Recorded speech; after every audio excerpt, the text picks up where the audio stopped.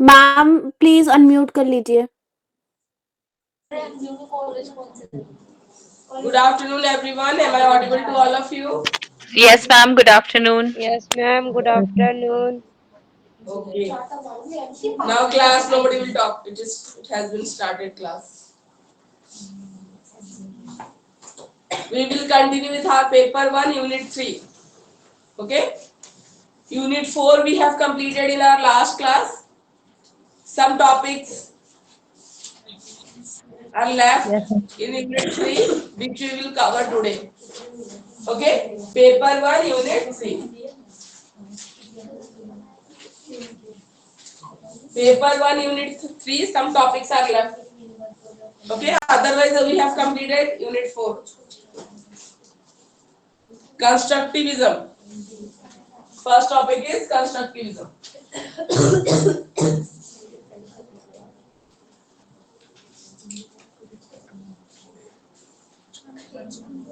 Ma'am, page number.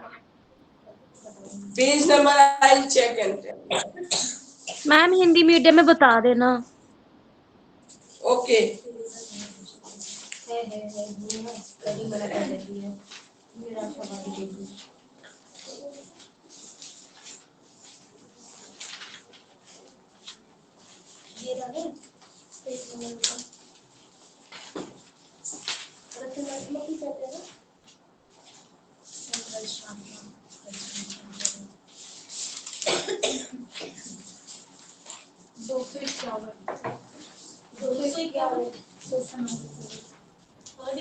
Page number 177 English. Someone is saying something. Be loud, please. I am not able to hear you. Ma'am, 177 page number in English book. What is the number? 177. Okay, thank you. 177. In Hindi?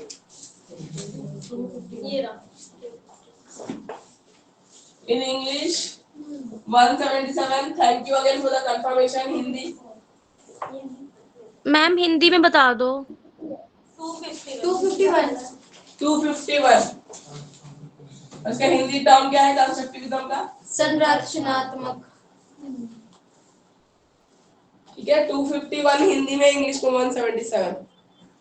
Okay ma'am. ठीक है, constructivism का meaning क्या होता है? ठीक है, हम बोलते हैं कि नॉलेज कोई ट्रांसफर प्रोसेस नहीं है कि टीचर को पता है आके आपको लर्नर को ट्रांसफर करना है। पहले वो चीज होती थी, अब ऐसा नहीं है। हम कहते हैं कि नॉलेज लर्नर अपने आप कंस्ट्रक्ट करेगा। आप बस उसको गाइड करिए, ऐसा एनवायरनमेंट प्रोवाइड करिए, ठीक है, वो अपना नॉलेज खुद कंस्ट्रक्ट करेंगे। ठीक है, आपको डायरेक्ट ट्रांसफर नहीं करना, सब कुछ नहीं बताना। Let them do and let them learn, करने दो और सीखने दो। ठीक है, तो कंस्ट्रक्टिविज्म की फिलॉसफी यही कहती है। कंस्ट्रक्टिविज्म क्या है? एक लर्निंग थ्योरी है। ठीक है, लर्नर कैसे सीखेगा ये हम बता रहे हैं। तो कंस्ट्रक्टिविज्म लर्निंग थ्योरी है जिसके बेस में क्या क्या है, क्या किस बात को ध्यान में रख के थ्योरी दी गई है कंस्ट्रक्टिविज्म। इसे बोलते हैं कि लर्नर, ठीक है, स्पून फीडिंग नहीं करना है। ठीक है, लर्नर को बिल्कुल एक्टिव रखना है, मतलब learning is an active process. ये मानते हैं, ये फिलॉसफी दी गई है, ये या थ्योरी बनाई गई है। ठीक है, नॉलेज कैसे बनती है? एक्सपीरियंस से बनती है। मतलब अगर करके सीखेगा तो उसको ज्यादा अच्छे से समझ भी आएगा और उसको लॉन्ग टर्म याद भी रहेगा। ठीक है, personal interpretation of the world. Learning क्या होती है? Personal interpretation of the world. अपने चारों तरफ जो भी हो रहा है ना, उसको पर्सनली अपने आप देखने दो, एक्सप्लोर करने दो, सीखने दो। ठीक है, personal interpretation. Problem solving behaviour के ऊपर एम्फसाइज करना है। आप जो भी चीज सिखाना चाहते हो ना, उसको एज ए प्रॉब्लम प्रेजेंट करो और बच्चा अपने आप उसका सॉल्यूशन ढूंढे। ठीक है, उससे जो नॉलेज मिलेगी वो हमेशा लॉन्ग टर्म नॉलेज होगी और वो नॉलेज कभी बच्चा भूलेगा नहीं। और वो नॉलेज आपने नहीं बताई, उसने खुद डिस्कवर की है या सीखा है, ढूंढा है उसका आंसर, तो ही और she will be more confident. अपने आप जब कर पाता है बहुत कॉन्फिडेंस आता है। ठीक है, होता है ऐसा। एक सम टीचर करा के चला गया ना, नेक्स्ट बैठ के अगर आपने 2 सम अपने आप से सॉल्व किया ना, बहुत कॉन्फिडेंस लेवल हाई हो जाता है। ठीक है, उसके बाद जो कंस्ट्रक्टिविज्म में जो कंटेंट प्रेजेंट करेंगे ना होलिस्टिकली, ठीक है, होलिस्टिकली मतलब छोटे छोटे पार्ट्स में डिवाइड कर करके नहीं पढ़ाना है, ओवरऑल आपको बताना है। कंस्ट्रक्टिविज्म की थ्योरी कहती है, ठीक है, कि छोटे छोटे पार्ट्स में नहीं कराना है, एज ए होल पूरा। हम उसमें भी कह रहे थे ना अभी, कॉलर अप्रोच और बाकी सब चीजों में, ठीक है, एज ए होल पूरी एक तरीके से प्रेजेंट करना है एक चीज को, ठीक है, स्टेप्स में नहीं डिवाइड करना है। उसके बाद एम्फेसिस टीचिंग से शिफ्ट होकर लर्निंग पे हो गई है। पहले जो टीचर सेंटर्ड होता था वो नहीं है, अब हम लर्नर सेंटर्ड की बात करते हैं, ठीक है। Individualises and contextualises students learning experience. हर student everyone is different from one another. हमने पढ़ा ना इंडिविजुअल डिफरेंस होता है, सबका सीखने का तरीका ही अलग होता है, तो सेम पैटर्न सबके लिए यूज करना, दैट्स नॉट राइट। स्टूडेंट की लर्निंग स्टाइल पता होना चाहिए, लर्निंग स्टाइल कौन सा बच्चा कैसे सीखना पसंद करता है, ठीक है। हर बच्चे का सीखने का तरीका एक जैसा नहीं होता।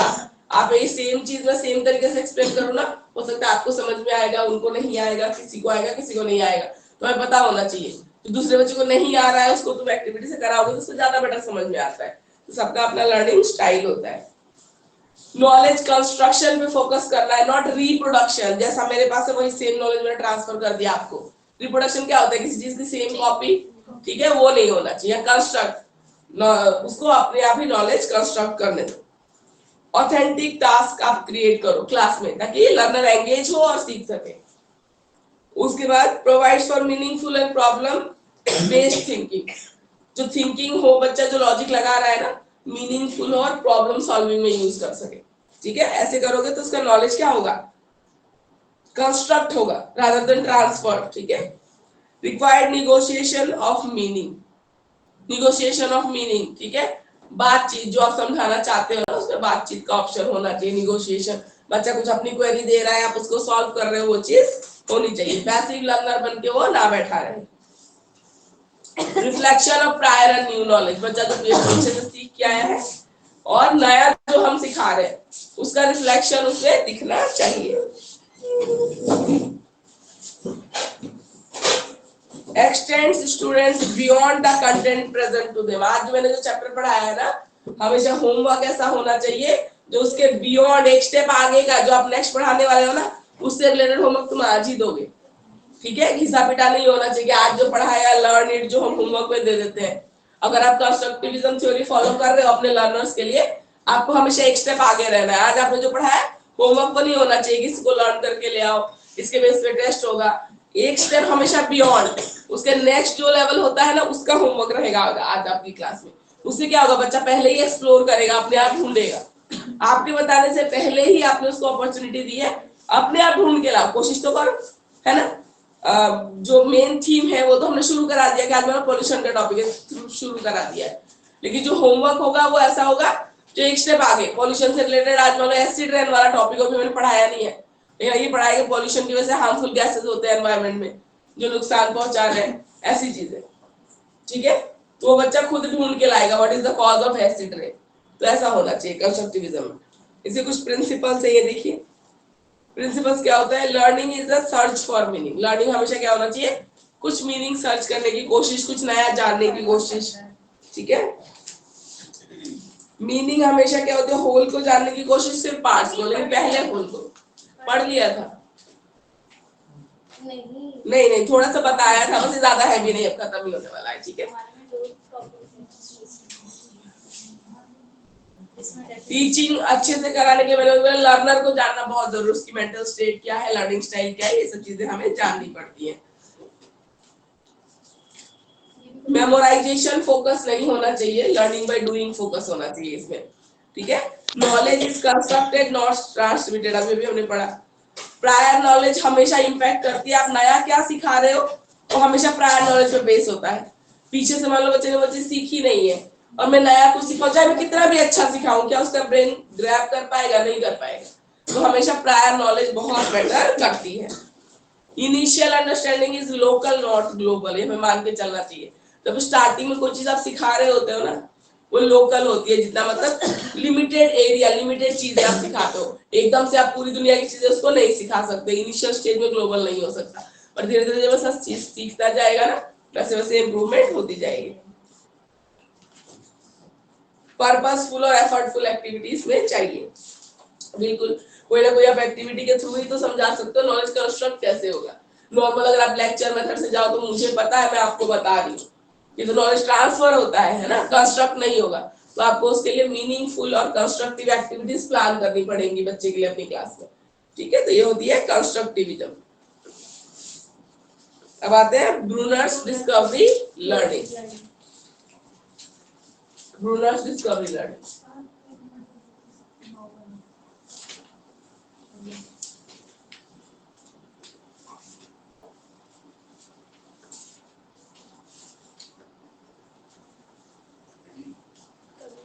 जो मेन थीम है ना वो कंस्ट्रक्टिविज्म का और डिस्कवरी लर्निंग का एक जैसा ही है, एक जैसा है।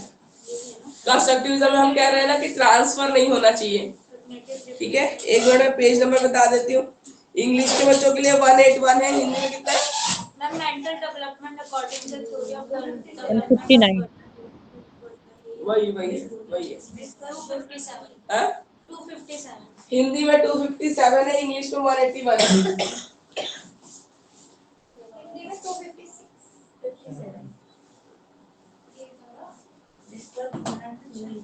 257 ना Hindi, English 181।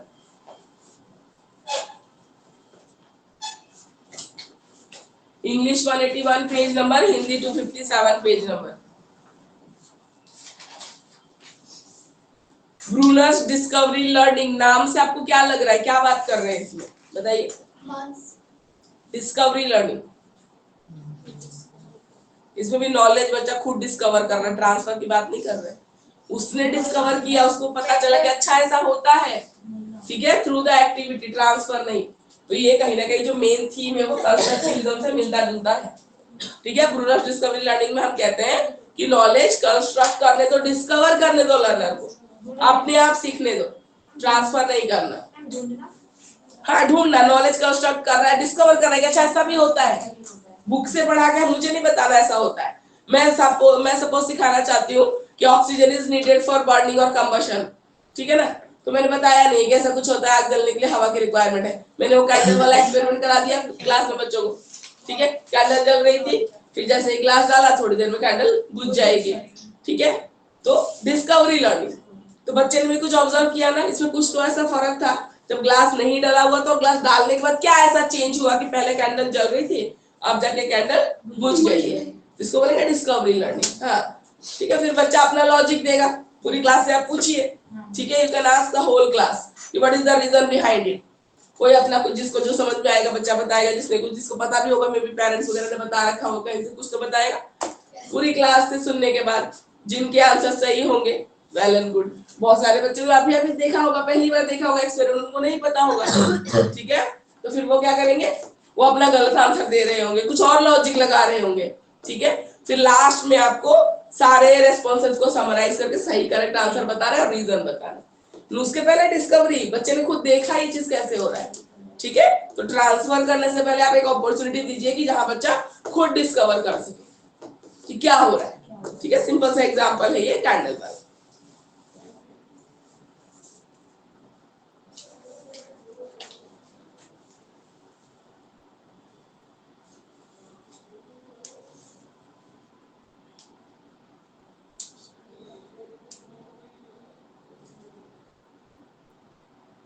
Structure of knowledge, ठीक है, and predisposition to learn.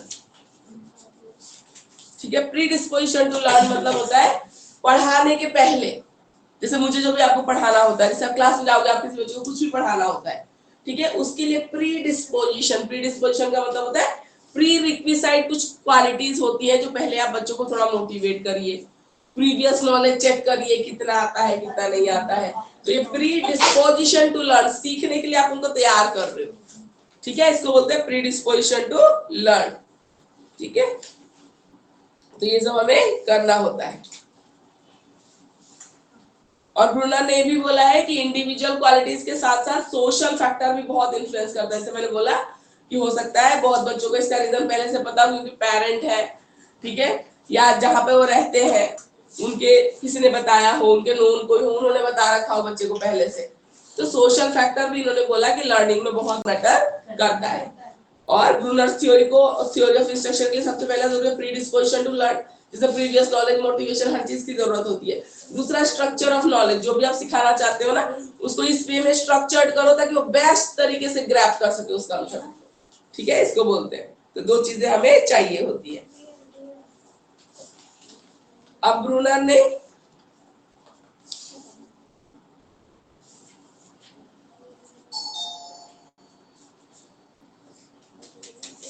अब आते हैं कैटेगराइजेशन।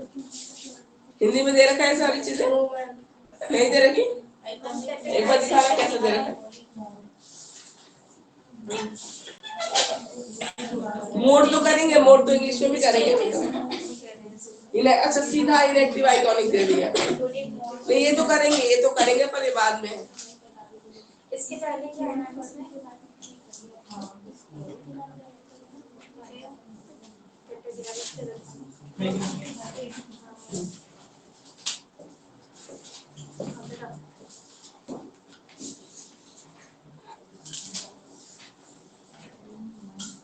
ये इन्होंने ना क्राइटेरिया जो हमने प्री डिस्पोजिशन टू लर्न और वो बोला ना, वो हिंदी की बुक में नीचे दे रखा है। देखो रेलिवेंस ऑफ द सब्जेक्ट, कैसे बच्चा ग्रैब करेगा चीजें, तो सब्जेक्ट से रेलिवेंट चीजें बताओ। रेडीनेस ऑफ लर्निंग, पहले उनको सीखने के लिए तैयार करो, ठीक है, ये सब चीजें नीचे है। देखो जो मैंने पहले बोला ना, अभी जो मैं बता रही थी प्री डिस्पोजिशन और बाकी चीजें, वो ऐसे छोटा छोटा करके आपको अलग से दे रखा है, ठीक है। मैंने लिख लिया, देख लिया अभी स्टार्टिंग में ये बी है, सब दे रखा है आपको, बस वो नहीं दे रखा है। जो भी कैटेगराइजेशन की बात कर रहे हैं ना वो नहीं दे रखा है, बाकी सब दे रखा है। ये नीचे जो बोला हमने वो भी दे रखा है, इलेक्टिव वो भी करेंगे वो भी दे रखा है।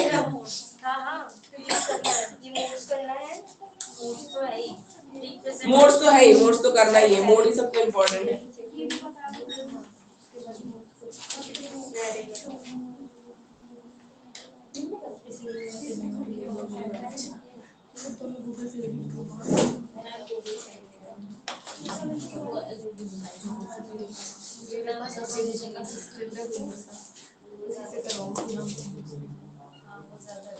कैटेगराइजेशन में जो डिस्कवरी लर्निंग की बात कर रहे हैं ना, उन्होंने बोला कि ब्रेन मैप, आजकल इसमें बहुत सारी बुक्स में ब्रेन मैप दिए होते हैं, देखा है आपने बुक्स में?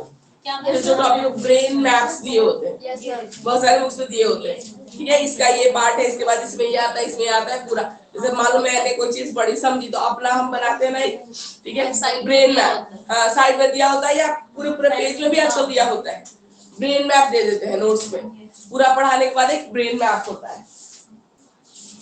जैसे आपको एग्जाम्पल में बता, ठीक है, जैसे मान लो हमने इस चीज का ब्रेन मैप बनाया, पैवलोव का, पैवलोव की थ्योरी का।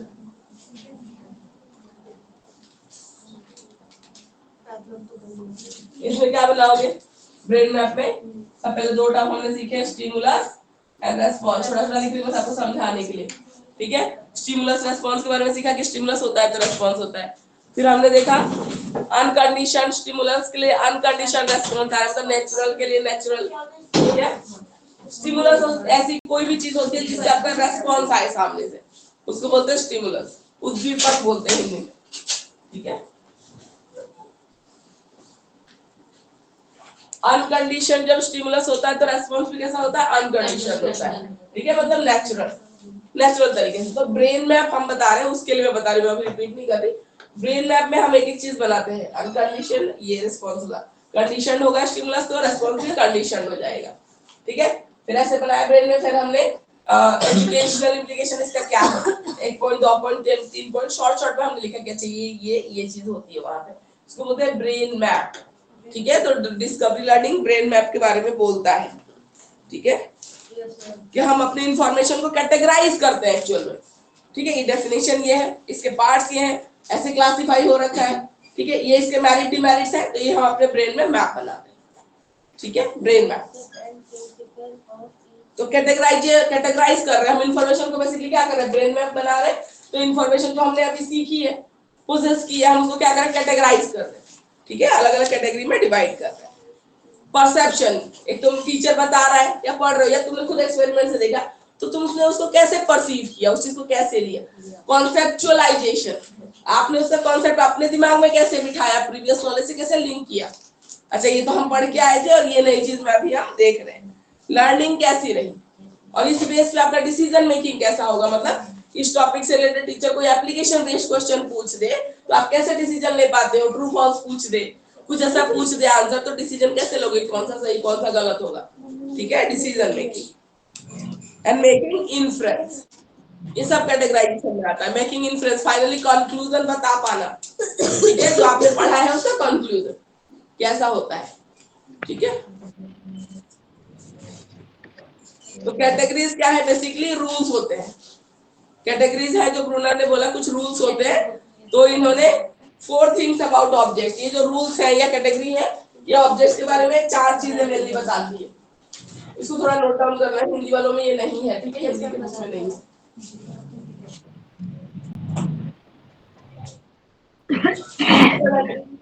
लिख लो या तो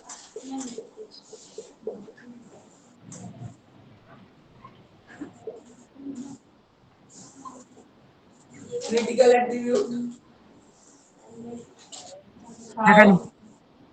क्रिटिकल एट्रीब्यूट मैं शॉर्ट में लिख देती हूँ। How critical attributes are combined, कैसे आप उसको कंबाइन करते हो।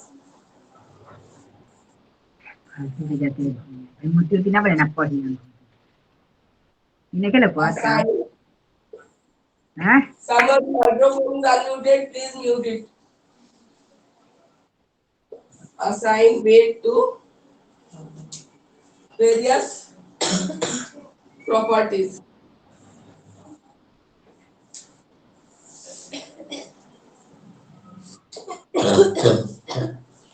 And number 4, acceptance limit.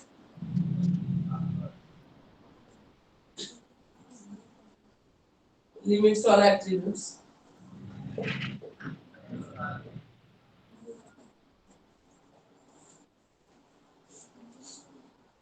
ठीक है, हिंदी में है ही नहीं ये चीज, ये नहीं रखी है। हिंदी वाले नोट्स मिलेंगे ना, उसमें से लिख लेना। जो नोट्स, ये देखो नोट्स में तो मैं बुक भी ये इंग्लिश वाली है, इसकी सेम हिंदी मिलेगी, नहीं मिलेगी अभी क्लास के बीच में, डिस्टर्बेंस नहीं चाहिए।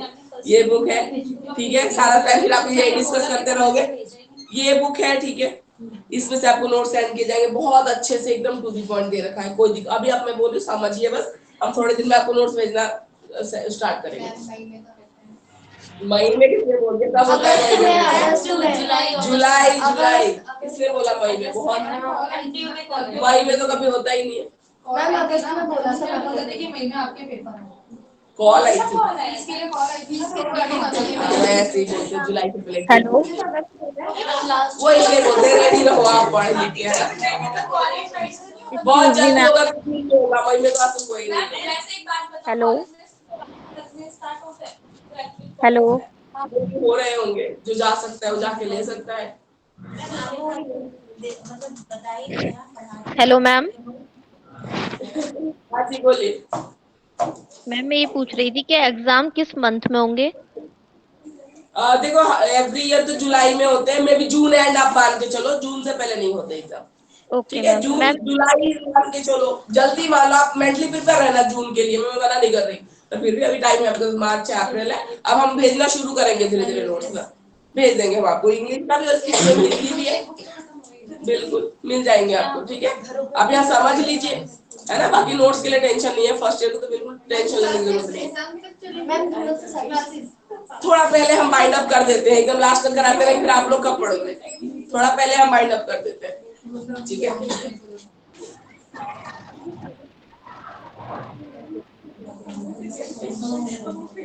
ये देखिए अब कैटेगरीज क्या है, सर्टेन रूल्स है, ठीक है, जो ऑब्जेक्ट्स को कैटेगराइज करने में हेल्प करती है। एक्सेप्टेंस लिमिट्स और एट्रीब्यूट्स,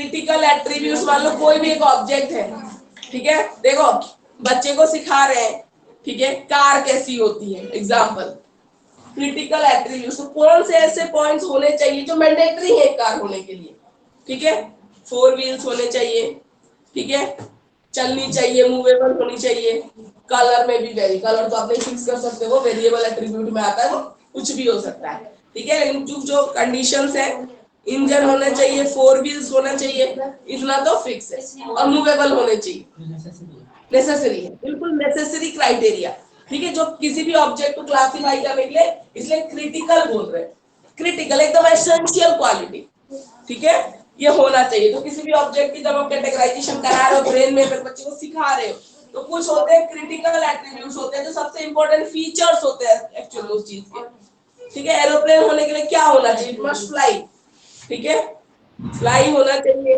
और क्या होना चाहिए, शेप, जो इसकी स्ट्रीम लाइन जो शेप होती है वो प्रॉपर होनी चाहिए, ठीक है, जो एयर को कट कर सके जब ये स्पेस में जाए, तो एकदम क्रिटिकल स्पेसिफिक क्वालिटीज है जो आप हटा नहीं सकते, उसको बोलते हैं क्रिटिकल एट्रीब्यूट, ठीक है।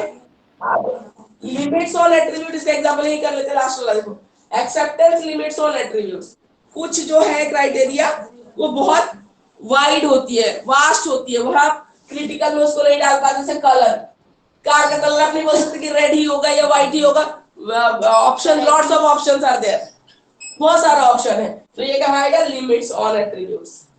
कुछ चीजों पर आप लिमिट लगा सकते हो कि 4 होने चाहिए, 3 वाला कभी कार नहीं होगा, लेकिन कुछ चीजें हैं जो इतने वास्ट ऑप्शन में है, तो वो देखना पड़ेगा कहाँ आप लिमिट लगा सकते हो, कुछ चीजें वास्ट है उसमें हम उसको क्रिटिकल में डाल ही नहीं सकते, ऑप्शन वाली चीज में जाएगी, ठीक है, ये हो जाता है। How critical attributes are combined, कौन कौन सी क्वालिटी को आप ले रहे हो, क्रिटिकल एट्रीब्यूट जो है फीचर्स ना, उसको आप कैसे कंबाइन कर रहे हो, बॉडी फीचर वाइज कर रहे हो, ठीक है, या ड्राइव, स्पीड, एवरेज, बहुत सारी चीजें आ जाती हैं, तो कैसे किस कैटेगरी में आप कंबाइन कर रहे हो चीजों को, उसका मतलब ये होता है how critical attributes are combined, ठीक है, मतलब बॉडी शेप की बात करते हैं तो 4 व्हील और इंजन की बात कर रहे हैं, या शेप की बात कर रहे हैं, या उसके पार्ट्स की बात कर रहे हैं, फिर हम एवरेज और उसकी बात कर रहे हैं कि कार होगा तो अलग होगा, ट्रक होगा तो अलग होगा, थोड़ा है ना, हो जाएगा ना, उसमें भी वैरायटी हो जाएगी, ऑटो होगा तो अगर उसमें हम कर रहे हैं तो क्रिटिकल एट्रीब्यूट्स को कैसे कंबाइन किया गया है तो अपने ऊपर रहता है। उसके बाद assign weight to various properties, ठीक है, वेटेज किस किस पे देना है, जैसे इसका एक एग्जांपल होता है, कार की अगर एक टायर मिस भी होगी ना तो भी वो कार ही होगा, वो कार से ट्रक नहीं बन जाता, ठीक है, तो असाइन वेटेज, किस चीज में वेटेज देना है, तो कार की व्हील पे बहुत वेटेज है, 4 व्हील होनी चाहिए, मिसिंग है पर उसका शेप प्रॉपर बना हुआ है, ठीक है, तो ये कहता है assign weightage to various properties. तो जब आप आंसर बुक में भी लिखते हो, आंसर शीट में भी लिखते हो, आप एग्जांपल के साथ लिख सकते हो, आपको भी समझने में आसानी रहेगी, उनको भी समझाना बहुत आसान हो जाता है। प्लीज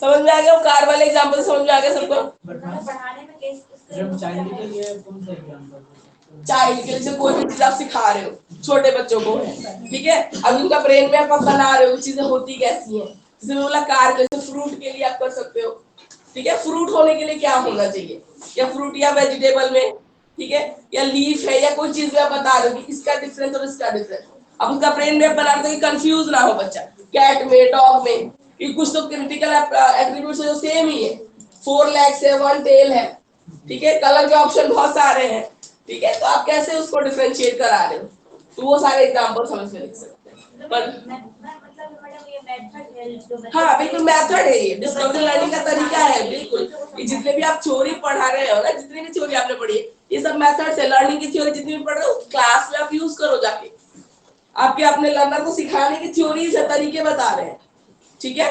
अब हम देखते हैं modes of learning, different phases of learning है, 3 मोड्स ऑफ रिप्रेजेंटेशन, ठीक है, रिप्रेजेंटेशन क्या क्या होता है, ये इंपॉर्टेंट है और इंग्लिश में भी दे रखा है, ठीक है, चिपका है तो एक और,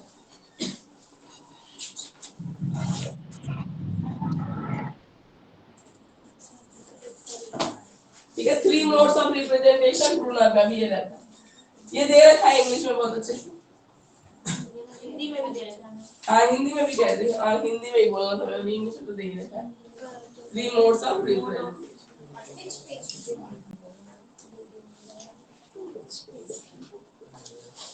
In English it's on 183. In English it's on 183. Hindi में मिल गया? हिंदी में भी दे रखा है, दे रखा है.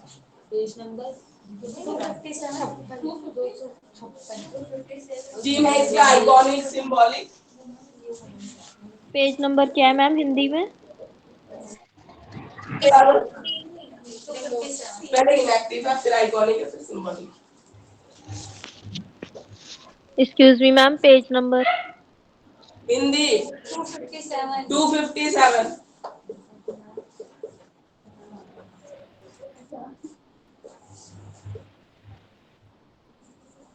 इनएक्टिव, आइकॉनिक, और सिंबॉलिक. सिंबॉलिक.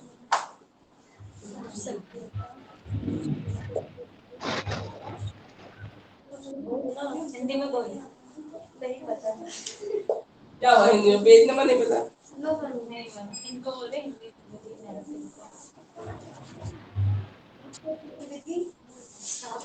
शाब्दिक या सांकेतिक विधि. इनएक्टिव फेज होता है लर्निंग का जब हम मोटर स्किल्स के थ्रू सीखते हैं. छोटे बच्चों को जब कोई भी चीज सिखाई जाती है ना, एज वाइज का भी ये डिफरेंस से बच्चे बड़ा होता है फिर उसके आगे. ठीक है, बिल्कुल छोटे बच्चों को जो हम चीज सिखाते हैं ना वो इनएक्टिव फेज होता है. मोटर स्किल्स का हम कितना डेवलप कर सके, छोटे बच्चों को ज्यादा जो सिखाया जाता है वो मोटर स्किल्स डेवलपमेंट के लिए सिखाया जाता है, उसको बोलते हैं इनएक्टिव फेज. इनएक्टिव फेज में मोटर स्किल डेवलपमेंट. क्या सीख रहे हो आप? मोटर स्किल्स का डेवलपमेंट सीख रहे हो. और जरूरी है बच्चों के लिए टाइपिंग कर रही हूँ, ये भी मेरी मोटर स्किल है कि मैं कितना फास्ट टाइप कर सकती हूँ अगर मैं प्रैक्टिस कर रही हूँ. ठीक है, स्विमिंग सीख रहे हैं, डांसिंग सीख रहे हैं, ये भी सब मोटर स्किल में आता है. तो इस फेज की लर्निंग को क्या बोलेंगे जहाँ मोटर स्किल्स का ज्यादा यूज होता है? Inactive phase. ठीक है, मोटर स्किल डेवलपमेंट. डांसर के लिए, स्विमर्स के लिए, ठीक है, या टाइपिंग के लिए. टाइपिंग मेरा हाथ बहुत स्पीड चल रहा है तो उसके लिए आपको प्रैक्टिस करनी पड़ेगी. मूवमेंट, हाथों का मूवमेंट. ठीक है, मोटर स्किल्स. और छोटे बच्चों की बात करें लर्निंग में, स्कूल में हम देखें तो छोटे बच्चों के लिए फेज होता है ज्यादातर इनएक्टिव फेज. ठीक है, आइकॉनिक फेज में क्या होता है? जब आप डायग्राम, मैप, चार्ट्स का यूज करते हो सिखाने के लिए. ठीक है, इस फेज को बोलते हैं iconic phase. Diagram, map, chart ऐसे. आइकॉन मतलब किस चीज का आइकॉन दिखाना, समझाना. तो हम आइकॉनिक फेज में क्या करता है, लर्नर कैसे सीख रहा है? With the help of diagram, map, chart ऐसे सिखा रहे हैं. मोटर स्किल से छोटे बच्चों को ज्यादातर एक्टिविटी करवाते हो, कलरिंग करवाते हो. कलरिंग शुरू होती है क्रेयॉन में, एबीसीडी पेंसिल पकड़ना सिखाते हो. मोटर स्किल्स डेवलपमेंट पे फोकस ज्यादा रहता है छोटे बच्चों में. फिर जैसे जैसे बच्चे धीरे धीरे बड़े हो रहे हैं, ठीक है, उस टाइम पे हम ज्यादातर जो भी पढ़ा रहे हो ना उसे हम पिक्चर जरूर दिखाते हैं. फ्लैश कार्ड्स वगैरह का यूज करते हैं. ए फॉर एप्पल है तो ए फॉर एप्पल दिखाते भी, लाइव ऑब्जेक्ट दिखाते हैं, फोटो दिखाते हैं, हमको दिखाते जो बता रहे हो दिखा भी रहे. ठीक है, क्योंकि सिर्फ उससे बच्चा ग्रैब नहीं करेगा. ठीक है, तो आइकॉनिक स्टेज में जो पढ़ा रहे हो आप वो दिखा भी रहे हो through the with the help of diagram हो गया, मैप हो गया, चार्ट हो गया, आप उसको दिखा रहे हो. ठीक है, थोड़े बड़े बच्चे with the help of flash card भी छोटे बच्चों के लिए हम यूज करते हो, वो भी आप बता सकते हो. सिंबॉलिक बताओ क्या होगा, क्या लग रहा है? Use of symbols. Symbols, very good. जैसे जैसे बच्चा और बड़ा हो गया, यूज ऑफ सिंबल्स, प्लस का सिंबल, माइनस का सिंबल, उसको पता होता है कि अगर ये सिंबल है तो हमें क्या करना है. ठीक है, उससे भी बड़ा बच्चा होगा, साइन थीटा है तो उसका मतलब समझता है कि ये एंगल होता है. ठीक है, इसको हम कहते हैं अगर मैं 90 के ऊपर ये साइन लगा उसको मतलब पता है कि डिग्री होता है, एंगल की बात कर रहे हैं. ठीक है, टेम्परेचर के बाद में अगर केल्विन लगा रही हूँ 30 केल्विन, उसको पता है ये टेम्परेचर की यूनिट होती है. ठीक है, तो धीरे धीरे जो लर्निंग है वो कैसे हो जाती है? सिंबॉलिक हो जाती है. आ रहा है समझ में? ठीक है, symbolic learning with the help of symbols. Ma'am, excuse me. Yes. Ma'am, can you please repeat this one again? Yes sir. Yeah. There are 3 phases in learning. ठीक है, first phase is inactive phase where learners learn with the help of motor skills और the focus is to develop their motor skills. छोटे बच्चों में, ठीक है, motor skills को develop करना. क्रेयॉन बच्चा घिस रहा है, चाहे बाहरी पिक्चर के कर रहा है, एकदम छोटा बच्चा है, या पेंसिल होल्ड करना सिखा रहे हो, तो मोस्टली जो एक्टिविटीज होती है उनसे लिए भाग रहे हैं, दौड़ रहे हैं, गेम्स करवा रहे हो, उनके मोटर स्किल्स को डेवलप करने पे फोकस ज्यादा रहता है. बड़ों के लिए अगर इनएक्टिव फेज की लर्निंग बोले तो स्विमिंग करना सीख रहे हो, डांसिंग सीख रहे हो, टाइपिंग सीख रहे हो, स्पीड बढ़ा रहे हो, ये सारा इनएक्टिव फेज ऑफ लर्निंग होता है। इको की होने लगे। नहीं मैम भेजे थे मैम। अच्छा वही अभी ज्वाइन हमें ज्वाइन नहीं थे मैम। अच्छा अभी किया है। ठीक है। सेकेंड फेज ऑफ लर्निंग होती है जिससे बच्चा धीरे धीरे बड़ा होगा। तो कैसा फेज हो गया? Iconic phase. इसमें आप जो पढ़ा रहे हो बच्चों को साथ में उसकी पिक्स भी दिखा रहे हो, ठीक है। जो भी मैप भी करवा रहे हैं छोटे बच्चों को, इंडिया का मैप ऐसा होता है, ठीक है। तो we will show the map, हम दिखाएंगे उसको। तो धीरे धीरे लर्निंग कैसी हो गई? आइकॉनिक हो गई। With the help of diagram बच्चा सीख रहा है। डायग्राम हो गया, मैप हो गया, चार्ट दिखा रहे हैं, फ्लैश कार्ड दिखा रहे हैं। नर्सरी केजी की बात करें तो धीरे धीरे लर्निंग कैसी हो गई? आइकॉनिक हो गई, ठीक है। उसके बाद जब और थोड़ा बड़े हो गए, ठीक है, और थोड़ी एज बढ़ी, तो लर्निंग कैसी हो जाएगी? सिंबॉलिक, ठीक है। आइकॉनिक से भी चेंज होकर सिंबॉलिक हो गई। सिंबॉलिक में जैसे प्लस का सिंबल मैंने बोला, मल्टीप्लिकेशन का बच्चा समझता है कि इसमें क्या करना है, ठीक है। माइनस का है तो सब्ट्रैक्ट करना है, समझता है। अगर मैंने 3 मीटर लिखा है तो समझ जाएगा, अच्छा ये किसी चीज की मेजरमेंट के बारे में लिखा हुआ है, ठीक है। धीरे धीरे लर्निंग कैसी हो गई? सिंबॉलिक हो गई। सिंबॉलिक में और हम क्या करते हैं, जैसे हम बड़े हो जाते हैं, रोड साइंस होते हैं, उसमें कुछ लिखा तो नहीं होता, मोस्टली सिंबल्स होते हैं। ऐसा है तो समझ जाओ स्पीड ब्रेकर है, ठीक है, नियर बाय स्कूल है, हॉस्पिटल है, यू टर्न है, ठीक है। एरो ऐसे होगी तो हम समझ जाते हैं कि हमें यू टर्न लेना है, आगे रास्ता नहीं है। सिंबॉलिक। तो जैसे जैसे एज बढ़ती है, लर्निंग इनएक्टिव वाया आइकॉनिक, आप कहां तक पहुंच जाते हो? सिंबॉलिक लर्निंग तक पहुंच जाते हो। सबसे अच्छा ज्योग्राफिक मैप पे है सबसे।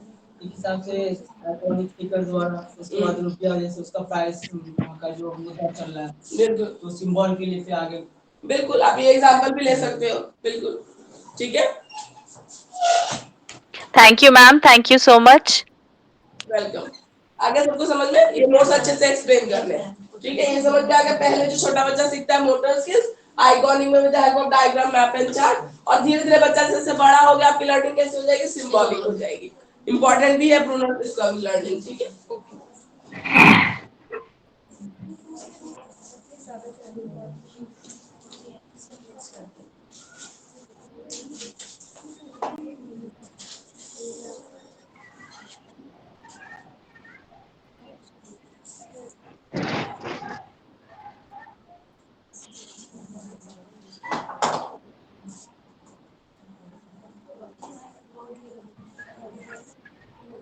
Concepts and principles of each perspective and their applicability in different learning situations. ये कुछ नहीं है, आपने जितनी भी थ्योरीज पढ़ी है ना, उनका एजुकेशनल इम्प्लीकेशन की बात कर रहे हैं सारी थ्योरीज की, तो इसको अलग से डिस्कस करने की जरूरत नहीं है।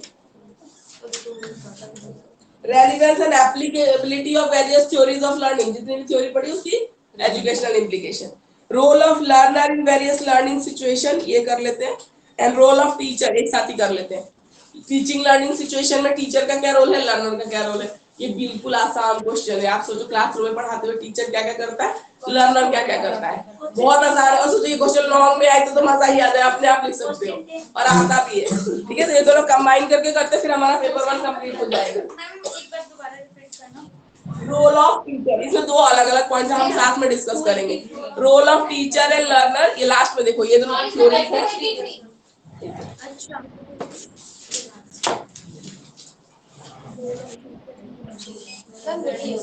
ये है ना, ये कर रहे role of learner, role of teacher, ये सब एप्लीकेशन की बात कर रहा हूँ। तो हमारी थ्योरी के साथ हमने अलग से पढ़ ही लिया है, ठीक है। Role of teacher and role of learner in teaching learning situation एक साथ ही डिस्कस कर रहे हैं। और बीच में जो दो पॉइंट्स है वो एजुकेशनल इम्प्लीकेशन ऑफ थ्योरीज की बात कर रहा है, ठीक है, जो हम कर चुके हैं।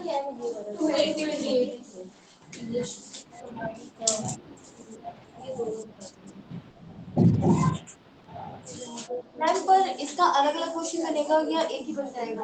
किसका? एक साथ ही आता है। अगर लॉन्ग में आएगा एक साथ आएगा, शॉर्ट नोट आएगा तो अलग अलग आएगा। फिर टीचर का अलग पूछेगा, लर्नर का अलग। लॉन्ग में पूछते तो दोनों एक साथ पूछते हैं कि describe role of teacher and learner in teaching learning situation, ठीक है, रोल पूछते हैं।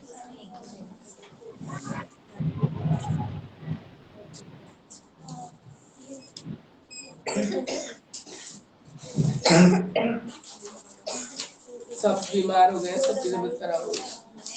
हाँ सबका हो गया है, मेरा भी गला बैठ गया। देखो बाद में ना सारी थ्योरी जितनी आपने पढ़ी है ना, सबकी एजुकेशनल इम्प्लीकेशन फिर से दे रखी, तो आप जहाँ पढ़ोगे वहीं पढ़ लो, अलग अलग से पढ़ने की जरूरत नहीं है।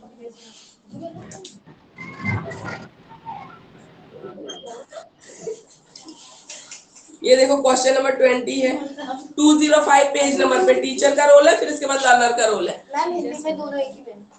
हाँ तो हाँ एक ही में आता है, वो समझदार है, वो एक साथ कर दिए। ठीक है, आता है एक साथ ही है, ठीक है, अलग अलग आता भी नहीं है। तो इंग्लिश में 205 है, हिंदी में कहा है 283, इंग्लिश में 205। ठीक है, तो यहाँ पे आपसे पूछ रहे हैं कि टीचिंग लर्निंग सिचुएशन में टीचर का क्या रोल है, लर्नर का क्या रोल है।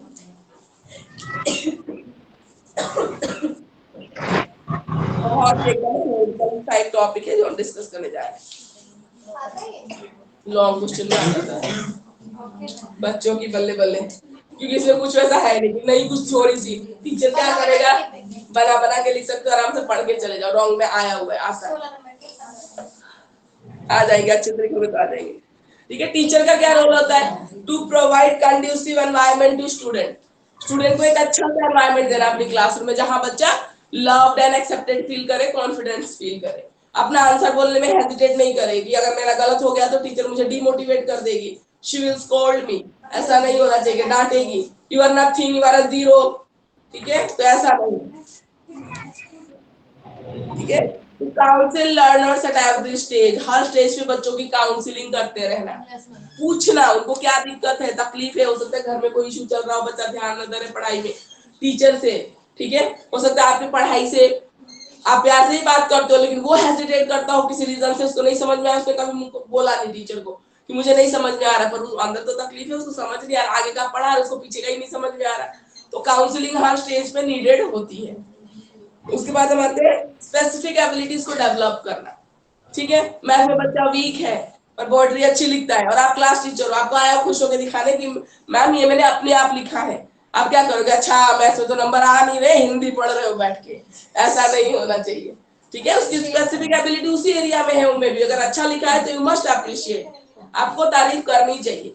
हो सकता है उसकी मैथमेटिकल इंटेलिजेंस ना हो, आपके डांटने से तो नहीं बढ़ेगी, पर जो बच्चे की स्पेसिफिक एबिलिटी है आप उसको कम से कम डिमोटिवेट नहीं करिए।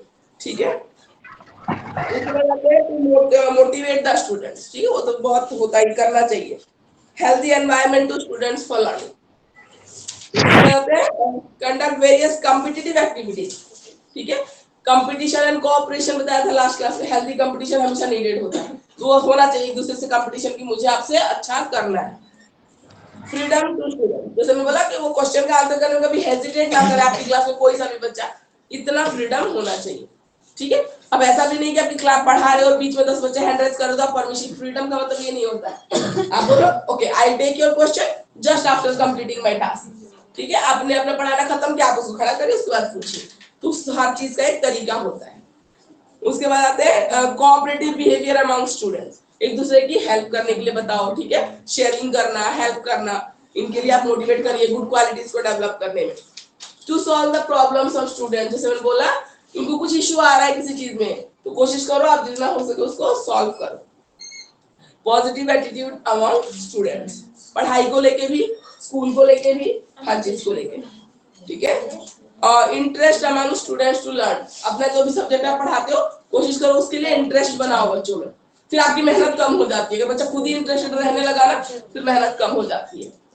उसके बाद आते हैं एजम्पशन लीजिए, गाइडलाइंस फॉर टीचर दे रखा है, मतलब आप लिख लीजिएगा रोल में ही कि टीचर ऐसा होना चाहिए। इसमें क्या होगा, believe all children can learn, सबसे तो आप ये बिलीव करिए, आप मान के ही बैठ जाएंगे नहीं भैया तुम्हारा तो कुछ नहीं हो सकता। ठीक है ना, टीचर ही बोल देती है you are nothing, you are zero, तो फिर इससे मतलब ही नहीं है। अरे आप तो ऐसे टीचर बनो जो इतना मोटिवेट कर दो ना, बैक बेंचर भी कॉन्फिडेंस आके दिखाए, चाहे 4 में से उसका एक ही सही हो, पर वो कॉन्फिडेंस होना चाहिए, वहां से उठ के आके दिखा रहा है टीचर को। ठीक है ना, ये चीज होनी चाहिए। उसके बाद enthusiasm and passion for what we teach, जो सिखा रहे हो, जो पढ़ा रहे हो, पहले तो अपने अंदर एंथुसियाज्म उस चीज को लेके होना चाहिए और पैशन होना चाहिए।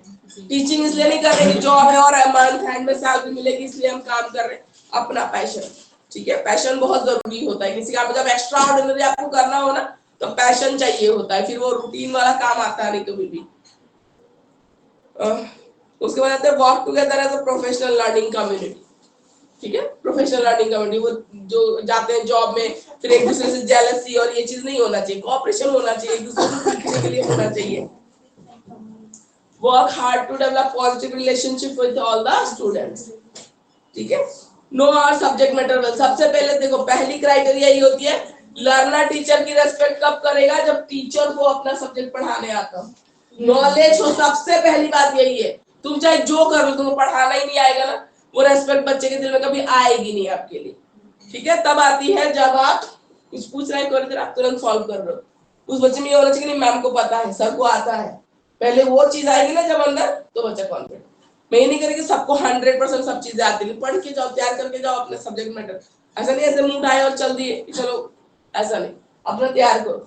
कोई इजी टॉपिक भी होगा जो अरे आपको आता है पढ़ा तो कोई दिक्कत नहीं है, जहां लगे कि नहीं मेरे को थोड़ा सा इसमें दिक्कत होती है, कोई 100% परफेक्ट नहीं होता है, उसको आप तैयार कर लीजिए, क्या दिक्कत है, ठीक है, पढ़ के जाओ जो पढ़ाना है। अब तुम सामने कैसे अटके रहोगे, अच्छा ये आना, अच्छा नहीं आना, कल कराऊंगा परसों कराऊंगा, एक दिन चलता है, रोज तुम यही करोगे तो बच्चा ही बोल देगा मैम को आता नहीं है, सर को आता नहीं है, तो आप पहले ही सॉल्व कर लीजिए, देख लीजिए आज मुझे ये पढ़ाना है तो हम कैसे कराएंगे इसको। आगे देखते हैं, maintain high expectations of our students, student की एक्सपेक्टेशन, जो आपके एक्सपेक्टेशन बच्चों से है वो भी फुलफिल करने लायक हो, उस लिमिट में एक्सपेक्टेशन होनी चाहिए, और जो बच्चे करते हैं अपने टीचर से वो भी फुलफिल होना चाहिए। एक्टिविटीज प्लान करना ताकि स्टूडेंट्स क्या हो, स्टिमुलेट हो, मोटिवेट हो। कीप लर्निंग, सीखते रहिए, टीचर के लिए सबसे बड़ी बात होती है कीप लर्निंग। खत्म कर दोगे ना सब खत्म हो जाएगा, नई चीजें जो भी है, नई टेक्निक्स आती रहती है, नई नई चीजें हैं, चेंज हो रही है, उसको सीखने के लिए आप हमेशा रेडी रहिए।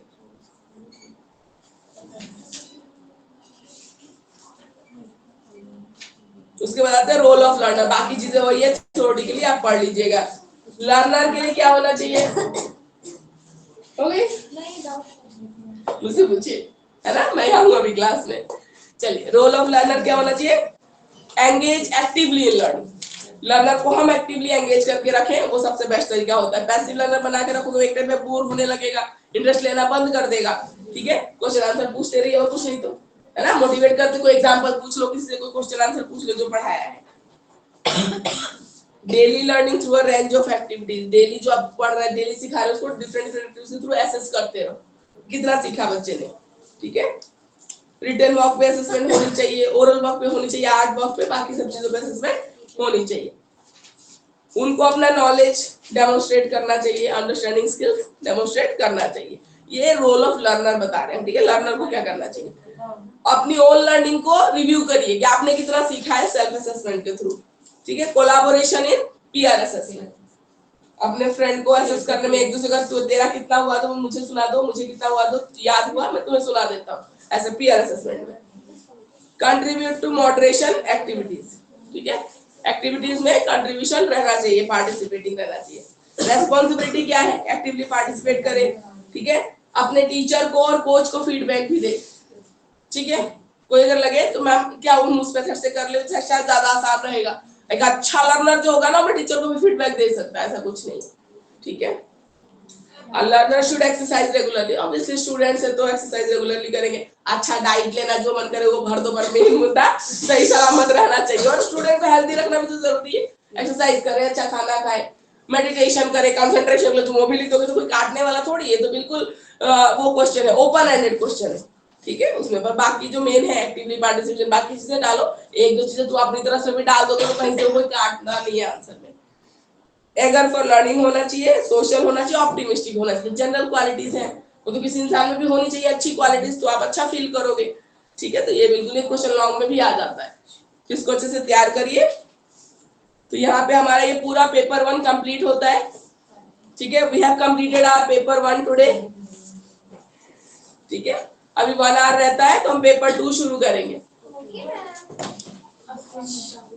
मैम लर्निंग की बात हो रही थी, तो जैसे अभी ओपन बुक एग्जाम वाला जो कल आया है पायलट स्टडी, तो इसमें भी तो लर्निंग पे ज्यादा फोकस करने के लिए बोल रहे हैं। ओपन बुक लर्निंग कहने की बात होती है, बुक में कोई आंसर नहीं होता, उसका पेपर बहुत टफ होता है, वो गाइड होती है, तुम 4 घंटा ढूंढोगे ना, अपना ही टाइम वेस्ट है, तुम तो उसको साइड में रख के अपना ही करो। कोई क्वेश्चन डायरेक्ट नहीं होता है, एक क्वेश्चन बुक मिलेगी ना, एक क्वेश्चन कुछ नहीं मिलने वाला तुम्हें। ओपन बुक एग्जाम होगा नवंबर दिसंबर में 11th 12th एंड 9th, अच्छा कुछ स्पेसिफिक स्कूलों में, कॉलेज में 9th। कोई फायदा ही नहीं, ओपन बुक एग्जाम में एक क्वेश्चन बुक में नहीं होता, कुछ नहीं होता। तुम फॉर्मूला भूल गए तो वही दे सकते हो, अदरवाइज कुछ भी नहीं होगा, वो पेपर और डिफिकल्ट होता है।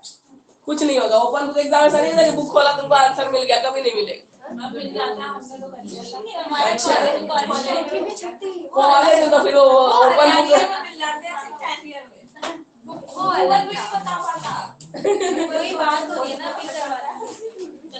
एक बार हमारी मैम ने भी लिया था, हम लोग देखते ही रहते थे आंसर। दो टाइम ड्यू वगैरह में हेल्पिंग बुक्स मिलती है, वो किसी काम की नहीं होती है। उससे अच्छा तुम ढूंढ के टाइम वेस्ट करोगे, इतना सब जो पढ़ के जाओ वही लिख लो, वो ज्यादा बेटर होता है। So we will start with our paper 2. और एक होता है पैसे जो आपको उसी नोट से मिलेंगे। ये वाला मैम हिंदी में एक बार ये वाला बता देंगे, क्या चीज? रोल ऑफ स्टूडेंट और टीचर, ये थोड़ा डिफरेंट है। हिंदी मीडियम के बच्चे देखिए,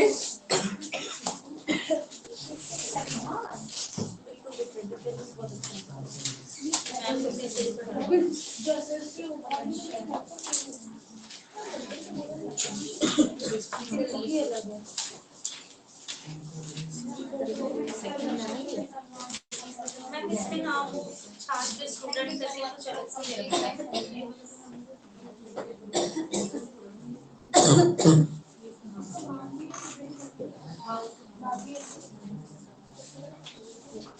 कुछ नहीं, देखो इसमें दे रखा है अनुदेशक, मतलब टीचर कह रहा है, ठीक है। तो इसमें क्या बोला है, अधिगम अवस्था में अनुदेशक को बातों का ध्यान रखना चाहिए, स्पष्ट शैक्षिक उद्देश्य होने चाहिए, लर्निंग ऑब्जेक्टिव, क्या जब क्या पढ़ाओगे आपको तो पता होना चाहिए एज अ टीचर, ये लिख रखा है। अनुदेशक को अपने विषय पर पूर्ण रूप में अधिकार होना चाहिए, मतलब अपने सब्जेक्ट का पूरा नॉलेज होना चाहिए।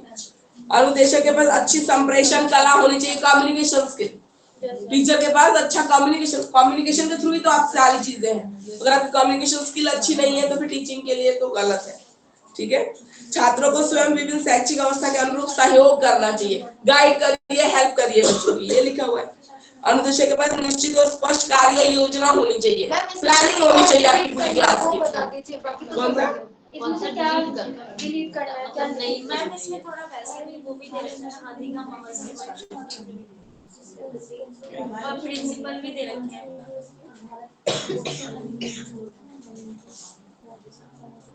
कुछ नहीं, यही चीजें दे रखी है आपको, अलग तरीके से दे रखी है, बाकी अंदर वही है।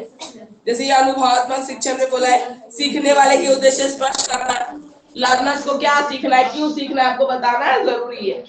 सीखने के बौद्धिक बच्चों में संतुलन कायम रखना, ये सारा लिख देना, कुछ नहीं है, वही है, नाम बदल के प्रिंसिपल, बाकी चीजें वही दे रखी है, ठीक है। हिंदी में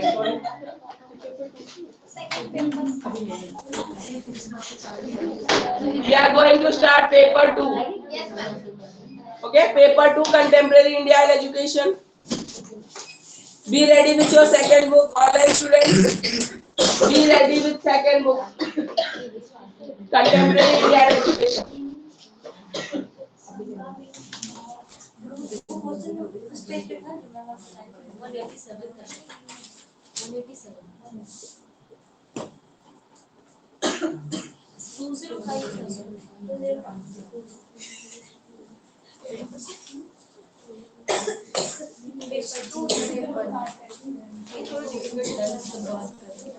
Contemporary India and education.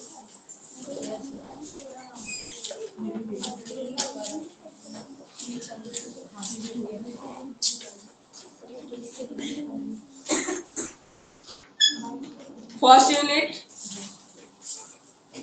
concurrent status of education. Hindi में बोलेंगे शिक्षा को समवर्ती सूची में सम्मिलित करना, ये मैंने पूरा याद कर लिया। समवर्ती, पहला टॉपिक नहीं है, पहला टॉपिक कॉन्करेंट है। अरे सिलेबस में देखो, सिलेबस कॉन्करेंट समवर्ती सूची होगी, कॉन्करेंट। अरे हमारी सूची मैं बता रही हूँ, ये पीछे आगे नहीं है। पहले टॉपिक वाइज पढ़ेंगे, ये ना पहला टॉपिक है कॉन्करेंट स्टेटस ऑफ एजुकेशन। मैं बताती हूँ कहाँ पे मिलेगा, एक मिनट में बताती हूँ आपको कहाँ पे। 22 पेज नंबर, क्वेश्चन नंबर 6। समवर्ती सूची होगी हिंदी में, यस मैम। इंग्लिश में concurrent status of education education. Time क्या है, टाइम क्या है? हिंदी में कितना है पेज नंबर 22। और इंग्लिश में ढूंढना किसी ने? हिंदी पेज नंबर 22, इंग्लिश बता रहे हैं। Ma'am, 11 page number in English book. Thank you. 11 page number English, बस इतनी first English 11, Hindi 22। First question से ये क्वेश्चन से नहीं, हम तो सिलेबस के टॉपिक वाइज ही चलेंगे ना, फिर पढ़ लेंगे, हम ऐसे पढ़ेंगे, ओके मैम टॉपिक ठीक है।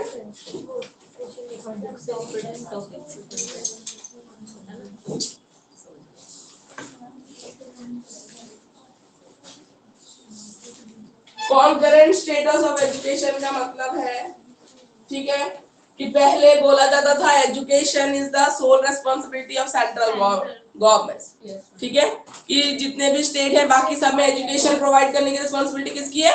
सेंट्रल गवर्नमेंट की। तो फिर हुआ कि नहीं, ऐसा नहीं होना चाहिए कि सिर्फ सेंट्रल गवर्नमेंट कंट्रोल करेगी, हर तरीके की सबकी अपनी इंडिविजुअलिटी है, हर स्टेट का अपना कल्चर है, कुछ उनको अपनी चीजें भी पढ़ानी होती है, बताना जरूरी है, फिर वो डाइवर्सिटी ऑफ इंडिया जिसमें हम प्राउड फील करते हैं वो खत्म हो जाएगी, ठीक है। फिर क्या किया गया, फिर बोला गया education is the joint responsibility of state and central government both, ठीक है। फिर बोला गया, पहले बोला जाता था education is the responsibility of central government, फिर एजुकेशन को कॉन्करेंट लिस्ट में डाला गया, उसमें बोला गया कि education is the responsibility of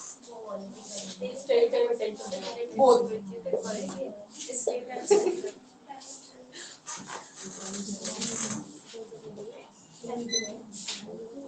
Education is the responsibility of both central and state government. Central and state government दोनों की रिस्पॉन्सिबिलिटी है। Education is the concurrent list में जो मेन बात बोली गई वो यही बोला गया कि सिर्फ सेंट्रल गवर्नमेंट की नहीं है, आप कॉन्करेंट लिस्ट में डाल रहे हैं, दोनों रेस्पॉन्सिबल रहेंगे, ठीक है, to provide education in India, ठीक है। Responsibility of both central and state government.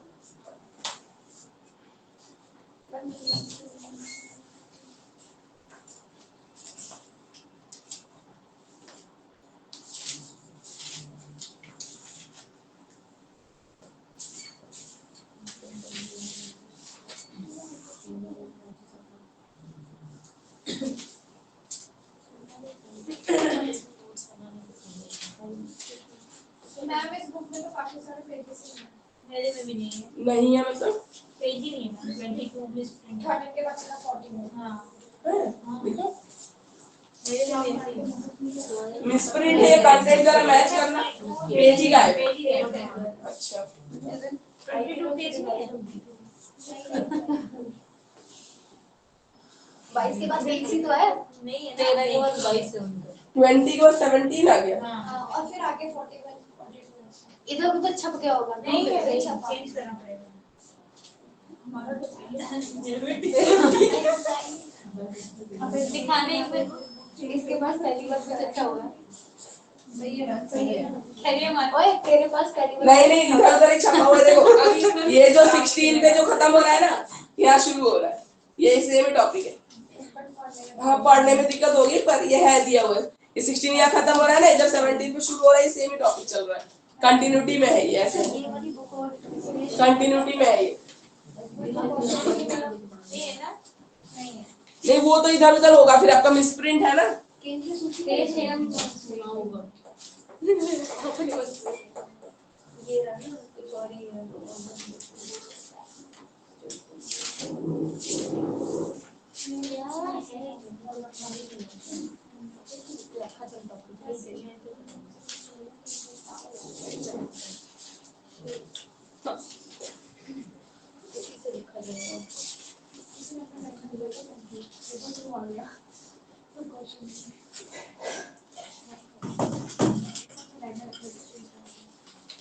Ma'am yes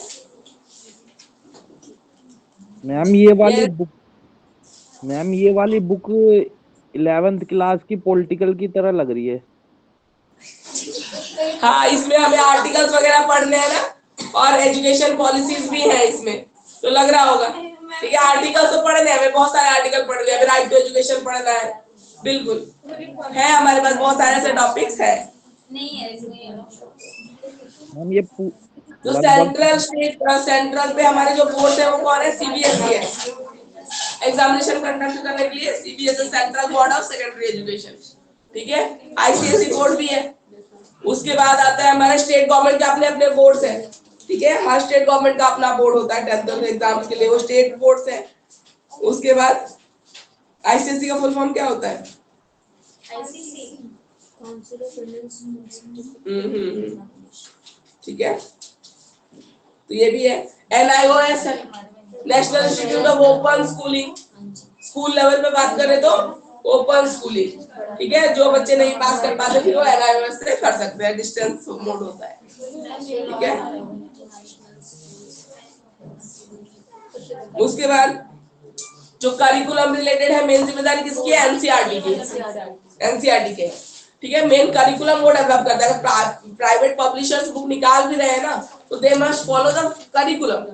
वो तो जो जो चैप्टर डालो वो फॉलो करना है। हाँ, एक्सप्लेनेशन आप अपनी डालिए, डायग्राम आप अपने तरीके से डालिए, वो अलाउड होता है। पर जो डिसाइडेड है कि 8th क्लास में ये टॉपिक्स पढ़ाने, वो फिक्स है। उसमें आपने 6th 9th का टॉपिक उठा के डाल दोगे, नहीं हम प्राइवेट पब्लिशर्स है तो हम कुछ एक्स्ट्रा ऑर्डिनरी पढ़ा देंगे, ऐसा नहीं। उसमें आप एक्सप्लेनेशन अपने डेप्थ में डाल रहे हो, आप डायग्राम 2-4 एक्स्ट्रा डाल रहे हो समझाने के लिए बच्चे को, इट्स ओके। पर करिकुलम जो एनसीईआरटी बनाएगा फॉलो आपको वही करना पड़ेगा। फिर प्राइवेट स्कूल्स भी चलते हैं जिनको एफिलिएशन दी जाती है, क्योंकि गवर्नमेंट इतना स्कूल्स नहीं खोल पाते, तो सीबीएसई एफिलिएटेड स्कूल्स होते हैं। ठीक है, या स्टेट गवर्नमेंट उनको एफिलिएशन देती है। ठीक है, एफिलिएटेड स्कूल्स होते हैं। मैम ये शॉर्ट में आएगा या लॉन्ग में आएगा? लॉन्ग में नहीं आता, कॉन्करेंट लिस्ट नोट्स में ही आता है। ठीक है, इंटरनेशनल स्कूल्स भी होते हैं, लगाते ना नाम पे, कुछ ने तो ऐसे ही लगा रखा है। हाँ, कुछ ने तो ऐसे ही लगा रखा है, इंटरनेशनल करते नहीं है। लेकिन कुछ होते हैं वो रियल में होते हैं, जो इंटरनेशनल होता है ना बोर्ड, वहां से लेते हैं वो।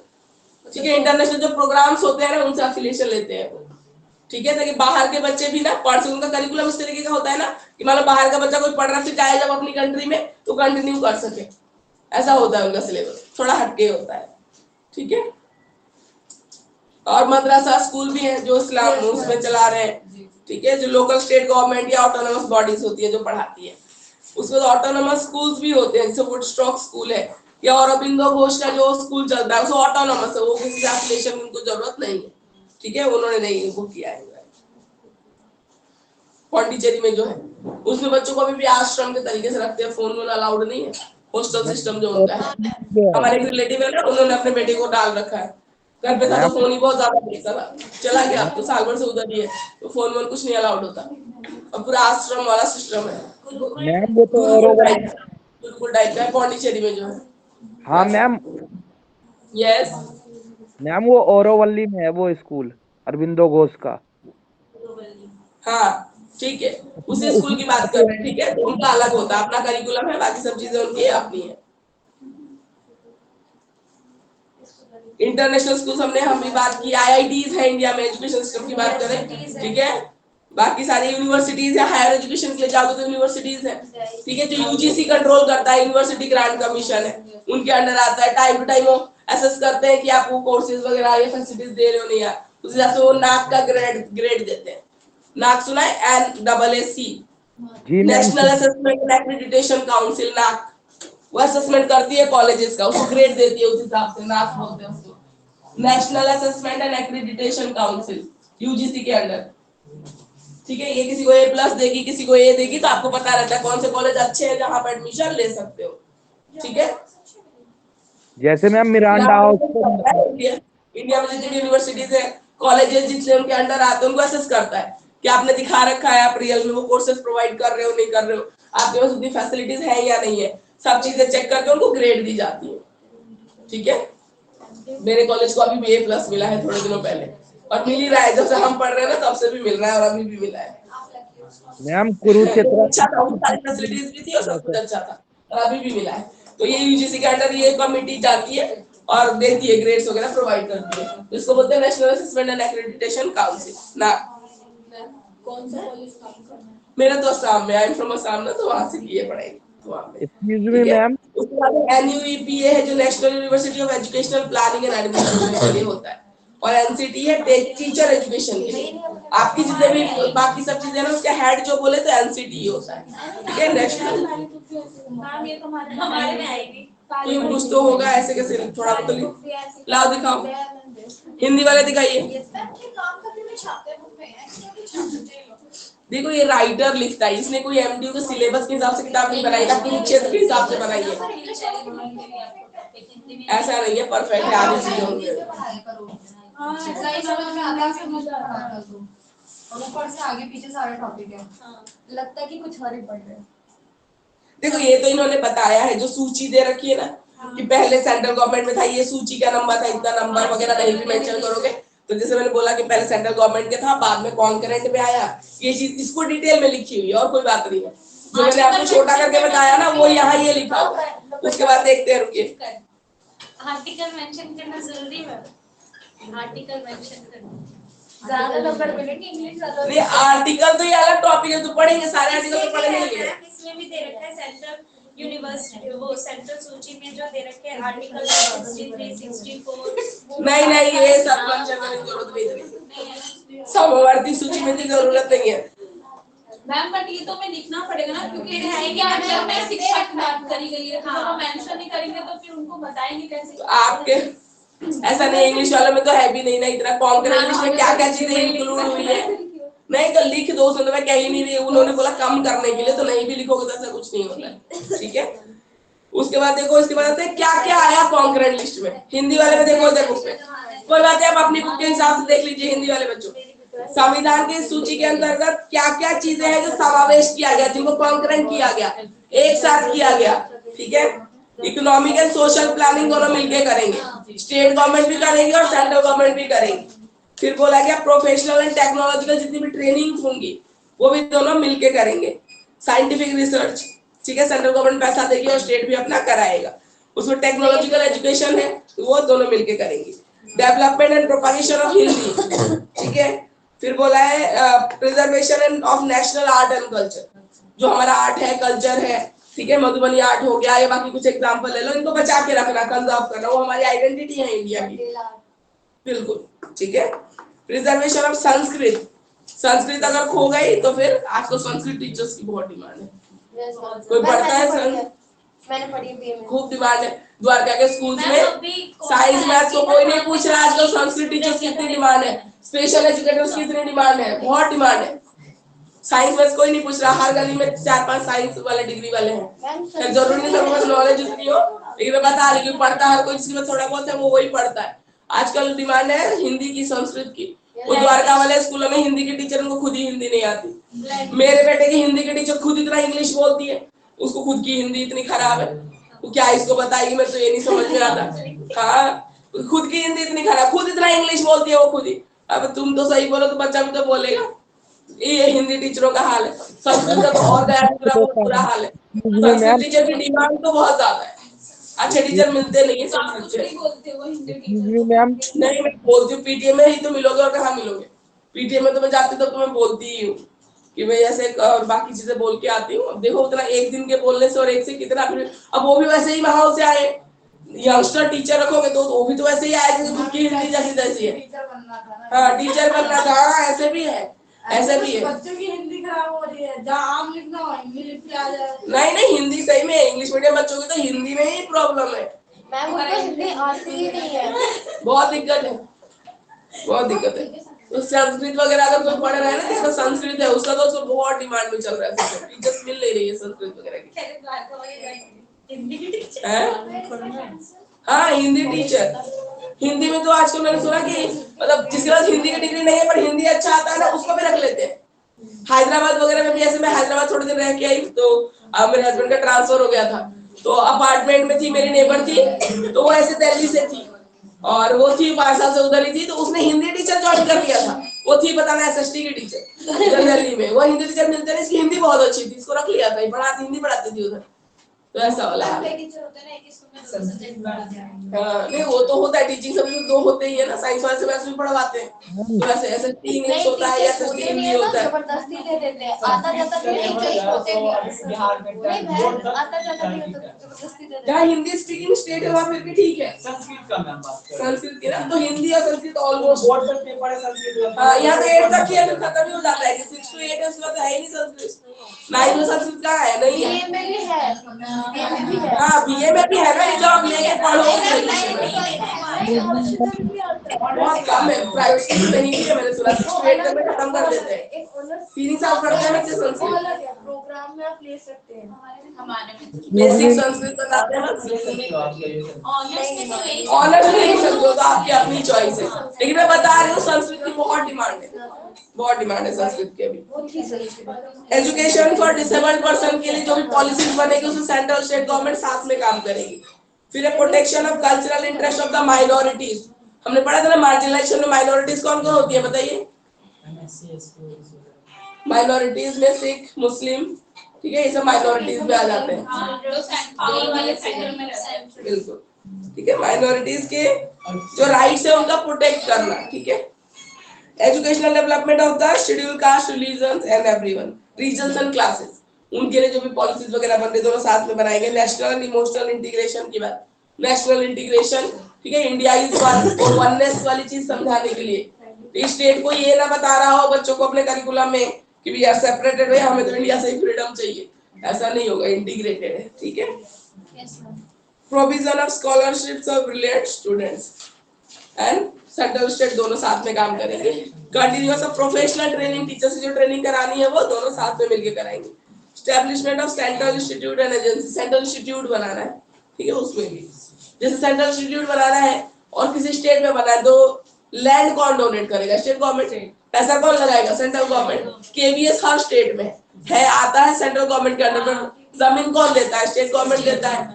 जवाहर नवोदय विद्यालय जो है जेएनवीज है, उसके लिए भी आपको लैंड कौन देता है, स्टेट गवर्नमेंट देता है, पैसा सेंट्रल गवर्नमेंट लगा रही है बच्चों पे और बाकी खर्चा भी, तो दोनों का कंबाइंड है। आप एग्जांपल में लिख सकते हो, केवीज है, एलबीज है, इनके एग्जांपल्स आप डाल सकते हैं। तो ये तो आप अपने हिसाब से लिख दीजिएगा, कोई दिक्कत नहीं है, ठीक है। बाकी सबको आया समझ में कॉन्करेंट लिस्ट। हमारे आर्टिकल्स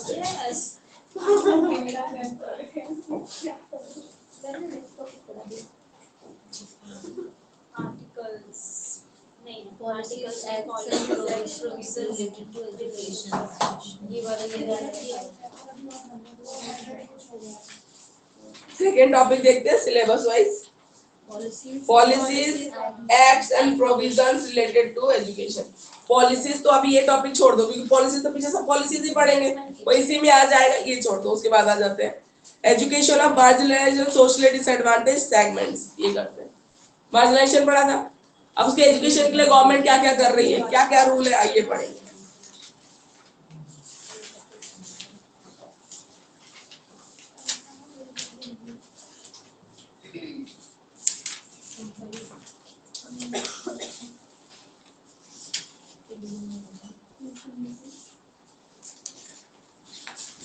मैम एक बार फिर से टॉपिक बता दो। एक बार फिर से टॉपिक बता दो। Page number 31।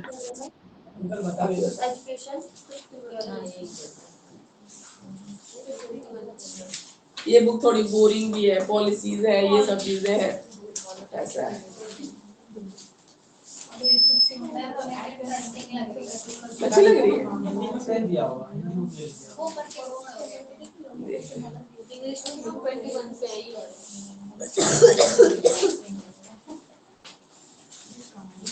एक ही टाइप का चलता रहता है ना, तो थोड़ा चेंज भी कर सकते।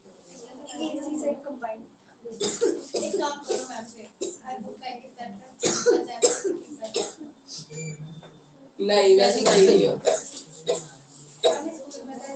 पहले मैम आर्टिकल ही पढ़ाना वही मैं सोच रही हूँ, वही पढ़ा देती हूँ।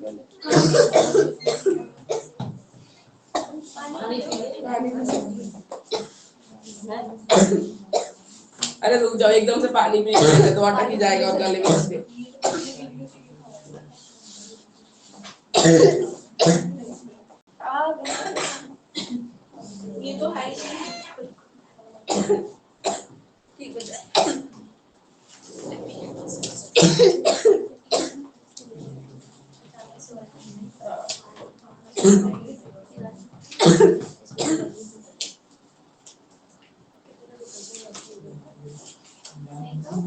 आर्टिकल ही बड़ा है।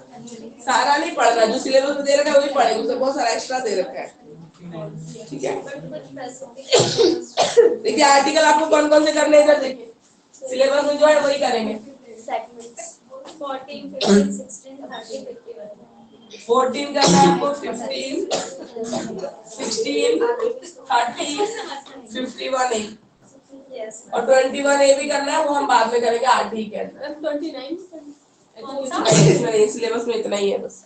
मैम तो जो ये सिलेबस है, जो हमें क्वेश्चन दे रखे हैं, एक्स्ट्रा दे रखे हैं। हाँ, वो सब बताते हैं ना एक साथ, जो सिलेबस में आपको उतना ही करना होता है। 21A भी करना पड़ेगा। वो करेंगे जब आरटी करेंगे ना, तब वही तो उसी के अंदर तो आता है ना। तो आरटी का अलग से टॉपिक है, इसलिए वो अलग से। अभी जो एक्स्ट्रा आर्टिकल्स दे रखे हैं एजुकेशन से रिलेटेड, पहले उसको कर ले। 21A जब आरटी पढ़ेंगे तो उसके बता देंगे किसके अंदर ये आता है, वो पूरे डिटेल में ही पढ़ना है आपको, इसलिए।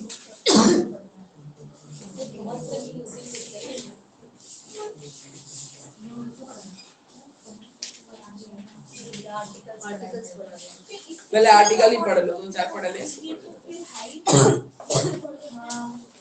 एक्सक्यूज मी मैम, ये आपने 14, 15, 16 और आगे क्या लिखा हुआ है? क्या कह रहे हो? 14, 15, 16 बोर्ड पर, और आगे क्या है? 14, 15, 16, 30 एंड 51।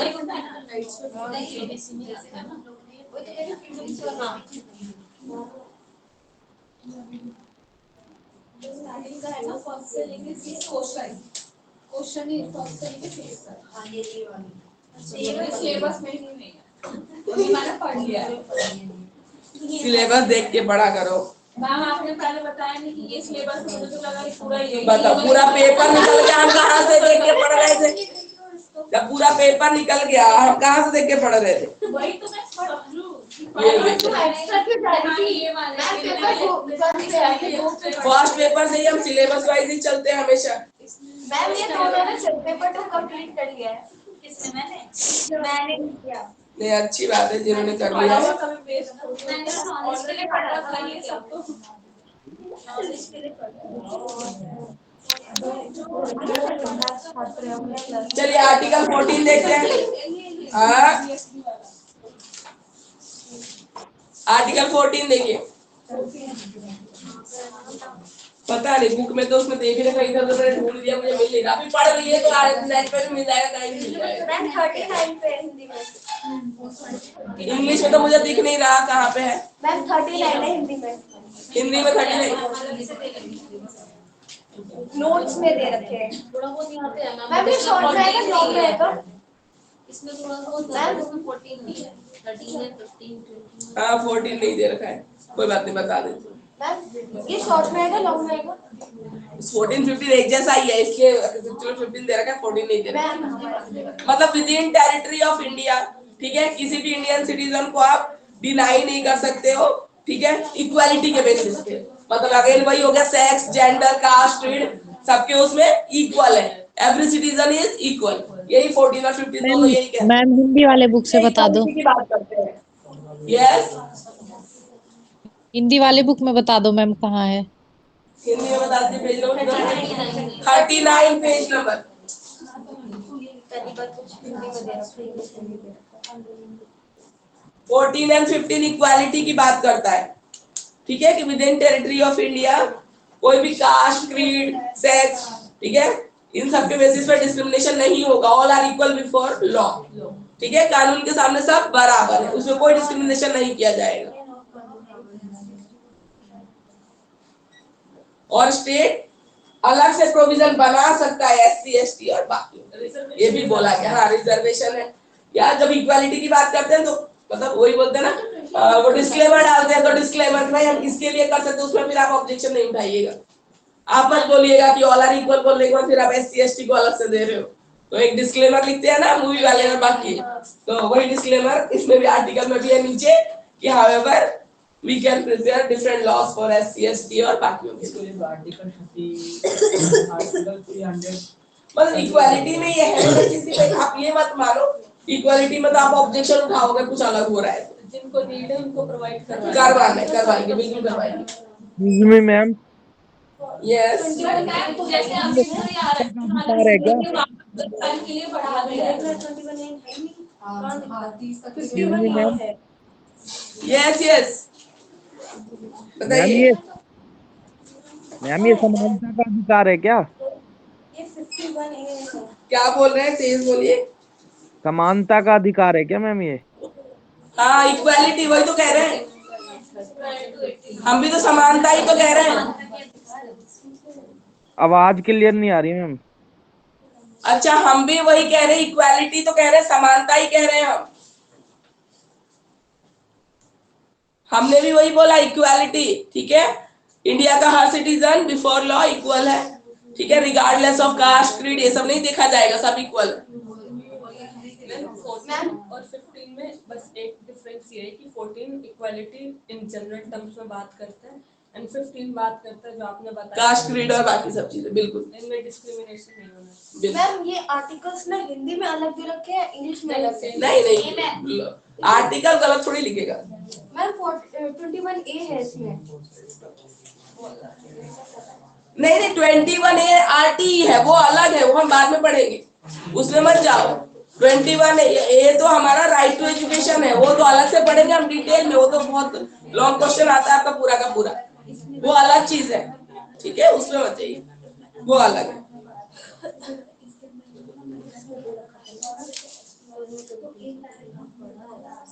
वो तो राइट टू फ्रीडम है ना, right to education.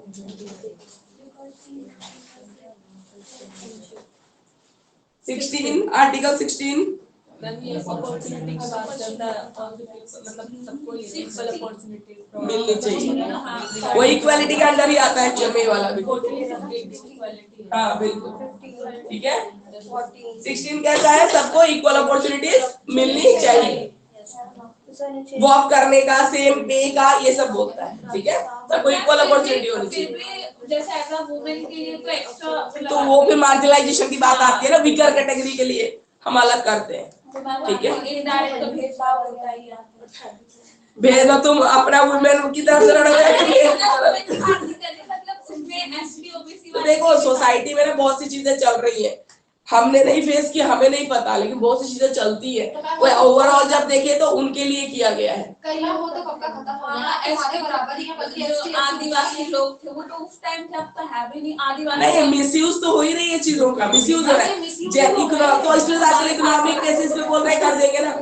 Economic basis अब तो मैं आदिवासी पॉलिटिकल बेसिस पे इक्वल है ही बहुत बेसिस पे इसमें नहीं आता, वो फंडामेंटल राइट्स नहीं है, बहुत जगहों पे है, लेकिन मिसयूज भी हो रहा है, हम तो कह ही रहे हैं मिसयूज भी हो रहा है।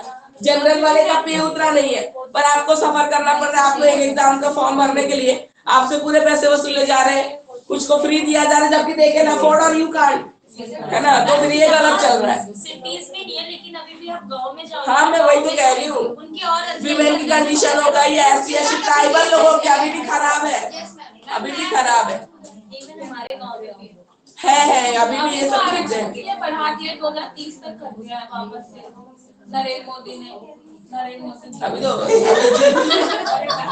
अभी तो जीतना भी है ना, इलेक्शन है, अभी कुछ नहीं हारने वाला, वो ऐसे भी बढ़ेगा, अभी वोट भी चाहिए, सब कुछ चाहिए। ठीक है, आर्टिकल 30 पे आते हैं।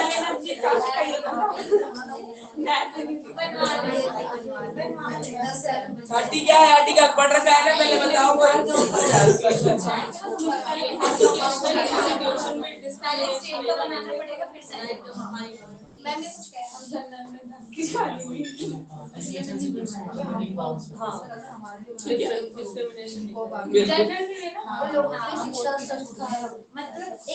एजुकेशन इंस्टीट्यूट खोलने, ग्रांट इन एड प्रोवाइड करना, इनकी बात की जाती है एजुकेशन 30 में।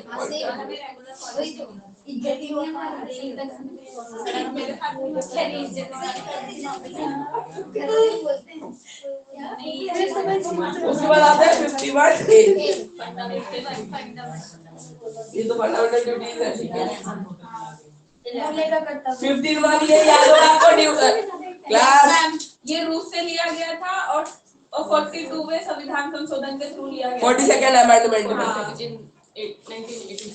ठीक है, तो ड्यूटीज तो सबको याद है, क्या है ड्यूटीज? बताओ एक एक से बताओ, हो जाएगा। क्या ये तो बचपन से पढ़ते आ रहे हो। ड्यूटीज बताओ। हमें किसी को थप्पड़ नहीं मारना चाहिए, अपने संविधान को अच्छे से फॉलो करना चाहिए, उसकी रिस्पेक्ट अपनी कंट्री की करनी चाहिए। नेशनल फ्लैग, नेशनल सिंबल और क्लास में इसमें जोड़ा गया था वो राइट्स एंड ड्यूटीज है। ये 50 वाले ड्यूटीज बताओ। फ्री एजुकेशन दिया गया था, राष्ट्र की सेवा करनी है, वो सी में आता है। 40 में ये भी था बाल में, वो भी है ना 40 में, मतलब बाल श्रम नहीं करवाना चाहिए, चाइल्ड लेबर। बट मैम इसमें तो ऐसा कुछ नहीं बताया, इसके अंदर टोटल 11 ड्यूटी है अभी तक तो। जो है वो लिखने है बेटा, 51A पढ़ना है ना। अब ये बीएड की उसमें तुम्हारी हो कि ना हो, जब है वो चीज बदल थोड़ी जाएगी। ये कोई बीएड का टॉपिक नहीं है ना, आर्टिकल का टॉपिक है, कॉन्स्टिट्यूशन का टॉपिक है, ये नहीं बदलेगा चाहे आप किसी कोर्स में पढ़ लो। 51A में आपको सारी ड्यूटीज लिखनी है, ठीक है, ये बदल थोड़ी जाएंगे। तो कॉन्स्टिट्यूशन का आप एसएसटी की बुक में लिख लो, चाहे बीएड की बुक में लिख लो, ये नहीं बदलने वाला।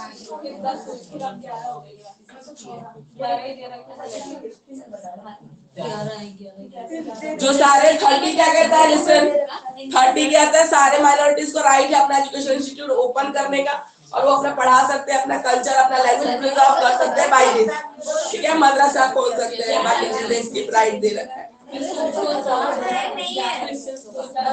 बिल्कुल माइनॉरिटी जो है सिख मुस्लिम, ठीक है, सिख भी कर सकते हैं अपना, वो चाहे अपना गुरु ग्रंथ साहिब पढ़ाना चाहे आप पढ़ा सकते हो। माइनॉरिटी में जो आता है देख है, आप अपना एजुकेशन इंस्टीट्यूट खोल सकते हो, आप अपने कल्चर का लैंग्वेज का प्रमोशन कर सकते हो। अरे है तो नहीं आ रहा, ये कहाँ है जो लास्ट में निशुल्क शिक्षा वाला ऐड किया नहीं। और स्टेट भी है, वो प्रॉपर ग्रांटी रेट देगा, ये नहीं देखेगा कि माइनॉरिटी ने खोला है, ये किसी मेजॉरिटी ने खोला है।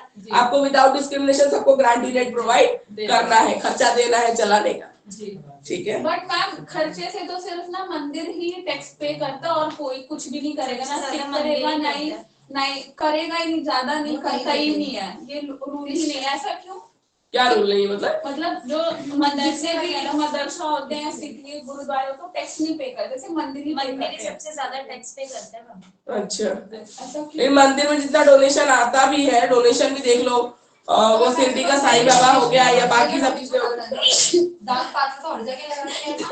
हाँ तो सबके डोनेशन जा रहे हैं। नहीं, जो गुरुद्वारा होता है ना, वो क्या कहते हैं अपने अंदर का वो, अब वो लंगर वंगर और बाकी सब ऑर्गेनाइज करते हैं ना, वो डेली का डेली एक्सपेंडिचर भी शो करते हैं, इसलिए वो लंगर जो ऑर्गेनाइज कर रहे हैं इतना बड़ा बड़ा, और सेवा भी होती है, बाकी चीजें भी होती है। ये भी हो सकता है वो माइनॉरिटीज है इसलिए नहीं पे बिल्कुल माइनॉरिटीज के लिए अलग से है ही चीजें जी। हिंदू माइनॉरिटी में नहीं आता, मुस्लिम सिख माइनॉरिटी में आते हैं, बिल्कुल उनके लिए अलग ही है। गुरुद्वारा तो बहुत अलग चीज है, सिख है ना, सिख माइनॉरिटी में आता है।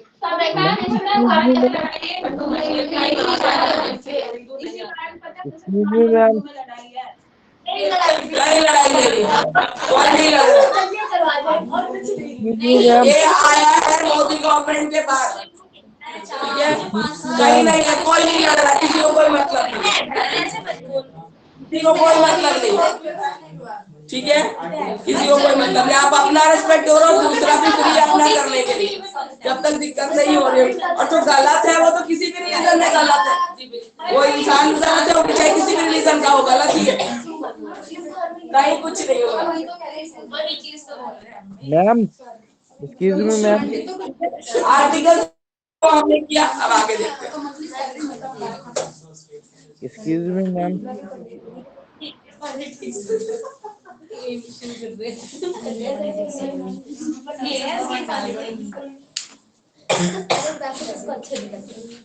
कहीं कुछ नहीं हो रहा, सब अच्छे से रह रहे हैं, ठीक है। और जो गलत कर रहा है ना, वो चाहे किसी भी रिलीजन का हो, गलत ही बिल्कुल। सही है, सही बोल रहे हैं। पता है उस टाइम जो क्या? 22 तारीख को हुआ था ना प्रोग्राम, उस वजह से कुछ भी नहीं हुआ था मैम गली में, फालतू का कह रहे वहाँ आ रहे लेटे लेके सारे ऐसे भाग गए थे। अरे सब ऐसे ही करते हैं, और कुछ भी नहीं हो रहा था। होने वाली जगह पर होता है, मुंबई में हुआ था, और अभी बंका काम किया वो, और उसमें भी वो हिंदू मुस्लिम नहीं होते, वो जो पैसा खिला के भेजे जाते हैं ना दंगाई दंगा करने वाले, वही लोग होते हैं। कोई भी देखा ना उसमें कोई हिंदू मिलेगा ना, उसमें एक ही होगा, कोई क्रिश्चियन होगा, कोई कुछ होगा जिसको पैसे देके दंगा भड़काने के लिए ले गए होंगे, ऐसा होता है। लास्ट टाइम भी कहा था कि बुलेट चल गई है और सारे भाग बैठे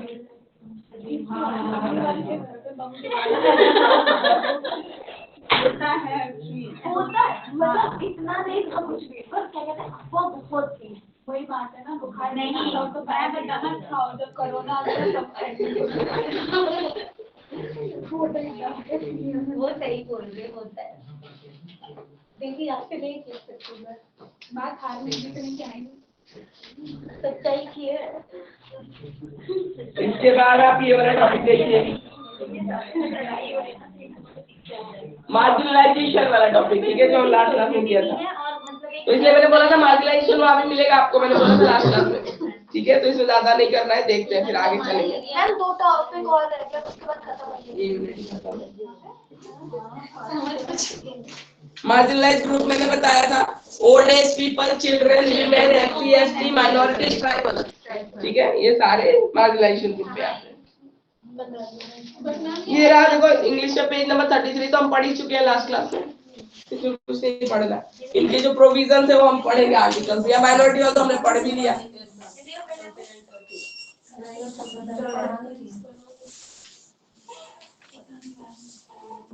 हिंदी में कितना पेज नंबर बता मैं पूछ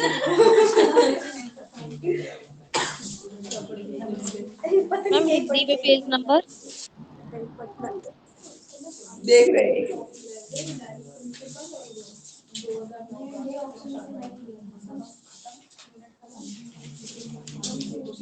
मुझे तो कहीं नहीं मिला। मार्जिनलाइजेशन तो हम लास्ट क्लास में कर चुके हैं, उसको फिर से पढ़ लेना, उसमें कुछ नहीं है, ठीक है। उसके बाद हमारा क्या है, हिंदी में नहीं दे रखा होगा, दिखाओ। सीमांतीकरण,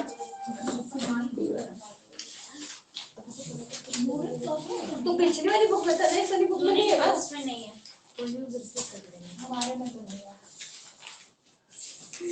मैम जो हमारे में टॉपिक नहीं है उसका मतलब पेपर में नहीं आएगा। ऐसा नहीं है, सिलेबस देखना होता है। फर्स्ट बुक में से सीमांतिक सेम ही टॉपिक है, तुम एक में ध्यान दो, दूसरे में तैयार है वो टॉपिक। रीजन की मार्जिनलाइजेशन क्यों हो रहा है, कॉजेज, सॉल्यूशन, यही सब पढ़ना है, उसमें से पढ़ लेना, इसमें से नहीं है तो सीमांतीकरण ना, उसमें से पढ़ लेना। फर्स्ट में भी नहीं है हमारे बुक में, मैम फर्स्ट में भी नहीं है, जहाँ तक फर्स्ट में भी नहीं है मैम। और आप शॉर्ट में दे रखा है। एक्सक्यूज मी मैम, टॉपिक बता दो एक बार।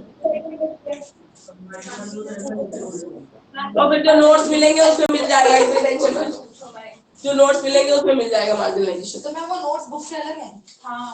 ये नोट्स तो दूसरी बुक से देंगे ना, इसमें से थोड़ी देंगे, तो बुक आपके पास है ही, ठीक है, उसमें सारे टॉपिक्स मिल जाएंगे। वो मिल नहीं थी ना हमारे बुक, मैंने ऑर्डर तो दिए बट वो मिल नहीं गए, बुक वाले ने रिप्लाई नहीं। आरटी स्टार्ट करते हैं, डायरेक्टिव प्रिंसिपल नेक्स्ट क्लास में करेंगे, ठीक है। आरटी कर पेपर पैटर्न बता सकते हैं आपके कौन सा क्वेश्चन कितने मार्क्स के लॉन्ग, वो हम डिस्कस करते हैं थोड़ा, अभी और टाइम स्पेंड हो जाएगा, फिर हम इंपॉर्टेंट क्वेश्चन भी बताते हैं और डिस्कस भी करते हैं। इंपॉर्टेंट क्वेश्चन नहीं, पेपर पैटर्न लॉन्ग क्वेश्चंस आते हैं और शॉर्ट नोट्स आते हैं 16 मार्क्स, चार नंबर के 4 आएंगे और बाकी 16 मार्क्स का लॉन्ग क्वेश्चन रहता है, हर यूनिट से एक रहता है, ऑप्शन रहते हैं, बुक दो में है ऑप्शन क्वेश्चन रहेगा, पेपर, पीछे रहेगा, आपके बुक में दे रखा है, क्वेश्चन पेपर है हाँ पीछे दे रखा है फॉर्म, उसमें पूरा फॉर्मेट है, नंबर वाइज सब कुछ दे रखा है। ये सेकंड वाला है पॉलिसी वगैरह। अभी पढ़ेंगे RT, very very important, question wise भी, एग्जाम वाइज भी। राइट टू एजुकेशन, शिक्षा का अधिकार, 21। आर्टिकल 21 क्या है, 21 क्या है, ये मुझे पता है 21 है, 21 क्या है, 21 है राइट टू लाइफ, जीने का अधिकार, ठीक है। हमारा आर्टिकल 21 है राइट टू लाइफ, जीने का अधिकार।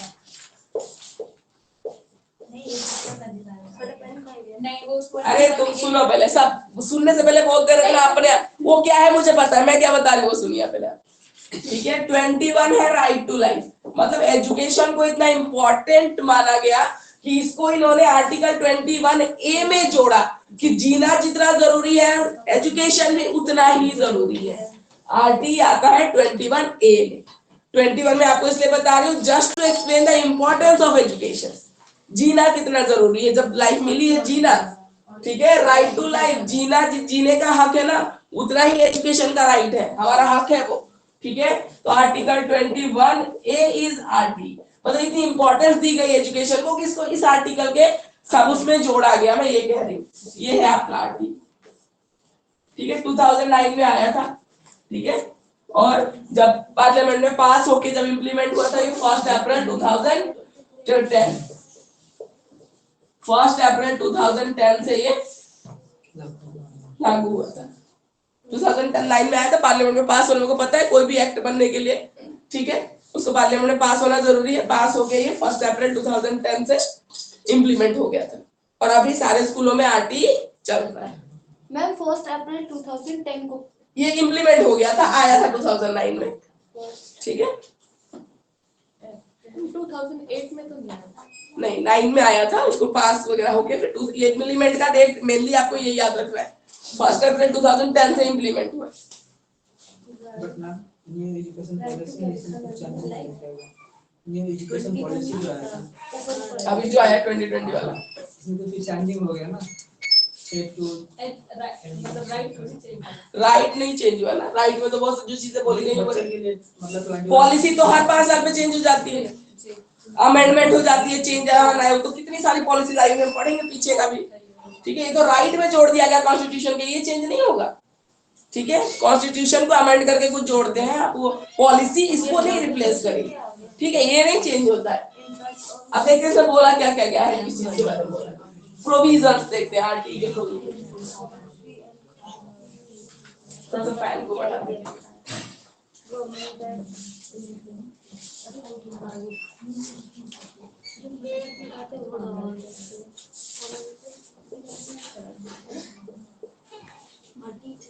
प्रोविजंस ऑफ आरटी ने बहुत सारे प्रोविजन दिए रिगार्डिंग डिफरेंट चीजें जिसका इशू आ रहा था एजुकेशन सिस्टम में।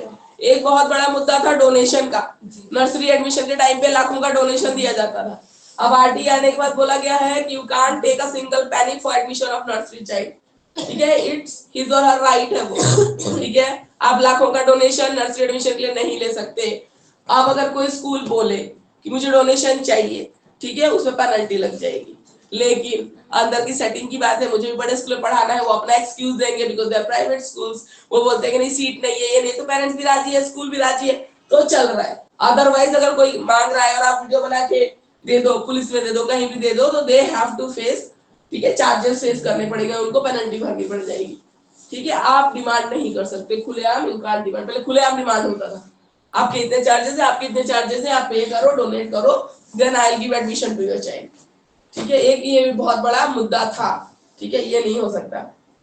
उसके बाद इसमें और क्या किया गया, टीचर स्टूडेंट रेशियो बहुत हाई था, एक टीचर पे 100 बच्चे, कितना मुश्किल, ठीक है। इस पे बोला अभी भी वही चल रहा है, अभी भी बहुत गवर्नमेंट स्कूल में जाके चले जाओ, एक टीचर है और हॉल भर भर के बच्चे हैं, बहुत मुश्किल है। लेकिन फिर भी आरटी ने ट्राई की, ठीक है, इन्होंने बोला कि प्राइमरी में जो है वो तो 1:30 रेशियो ही होना चाहिए, ठीक है। फिर थोड़ा सा बढ़ाया गया सेकेंडरी में, तो इस तरीके से एग्जैक्ट रेशियो भी हम पढ़ेंगे, ठीक है। अभी मेन चीजें हम देखते हैं।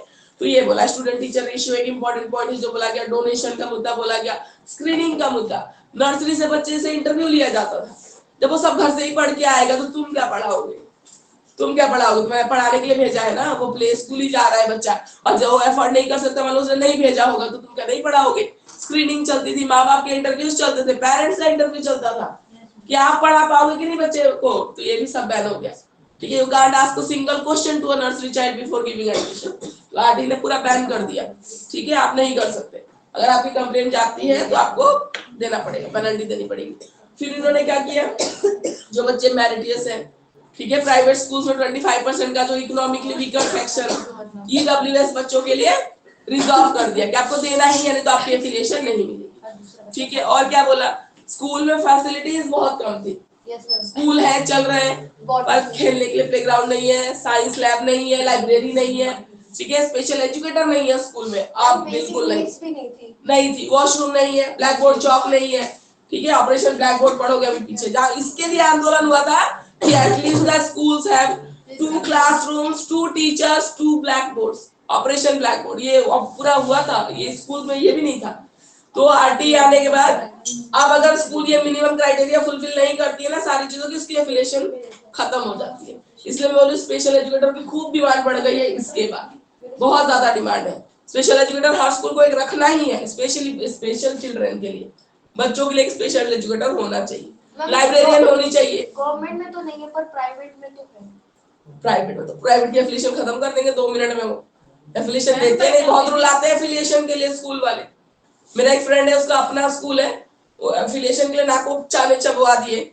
उसका स्कूल पहले 8 तक था, फिर उसने 9 10 ऐसे किया, और फिर जब 11th में एफिलिएशन की बारी आई तो अब हो गया inclusive education, national education policy जो नई वाली आई ना, इसने बोला स्कूल में लिफ्ट होना चाहिए, हम एफिलिएशन देंगे नहीं। क्या करेगा फिर, बंद करके फिर स्कूल में लिफ्ट बनवा रहा है, बिना उसके होएगा नहीं। जबकि एक स्पेशल बच्चा कहता है मेरे स्कूल में एक स्पेशल बच्चा नहीं है जो व्हीलचेयर से आता हो, जो फिजिकली हैंडीकैप हो, पर नहीं, गवर्नमेंट कह रही है कि आप लिफ्ट बनवाओगे तो भी मैं दूंगा आपको, इसके आगे के एफिलिएशन दे ही नहीं रहा मैं आपको। 10th तक की उसकी हो चुकी है, 11th तक दे ही नहीं रहा। अब वो कंस्ट्रक्शन में लगे हुए हैं वो लोग। स्पेशल बच्चों के लिए बोला कि अलग से वॉशरूम बन रहा है मेरे स्कूल में, कोई ऑप्शन नहीं देगा ही नहीं, एफिलिएशन कैसे स्कूल चलेगा, चलेगा ही नहीं। तो ऐसा है, तो बनवा रहे फिजिकली हैंडीकैप बच्चों के लिए, ठीक है। चाइल्ड विद स्पेशल नीड्स बोलते हैं, CWSN चाइल्ड, ठीक है, चाइल्ड विद स्पेशल नीड, उनका वॉशरूम अलग, लिफ्ट, सब कुछ एमिनिटीज होंगी, तब जाके आपको एफिलिएशन दिया जाएगा। आजकल बहुत स्ट्रिक्ट है चीजें, ऐसा नहीं। लाइब्रेरी है स्कूल में, बुक्स इतनी होनी चाहिए, अमाउंट फिक्स है, ऐसा नहीं 10 बुक रख के आप लाइब्रेरी चला रहे हो, ठीक है। रेफरेंस बुक्स होनी चाहिए, छोटे बच्चों के लिए स्टोरी बुक होनी चाहिए, each and everything should be there. Librarian होनी चाहिए, रिकॉर्ड मेंटेन होना चाहिए, बच्चे बुक इशू करा रहे हैं कि नहीं करा रहे, लैब आप लेके जा रहे हो नहीं जा रहे हो, लैब में केमिकल पड़े हुए, बच्चों ने मूवी नहीं देखा लैब का, ऐसा नहीं होना चाहिए। तो आरटी के आने के बाद बहुत चीजें सुधरी है, बहुत चीजें सुधरी है, जैसे हवा में चल रहे थे स्कूल, ठीक है, जहाँ पे कोई पूछने वाला नहीं था।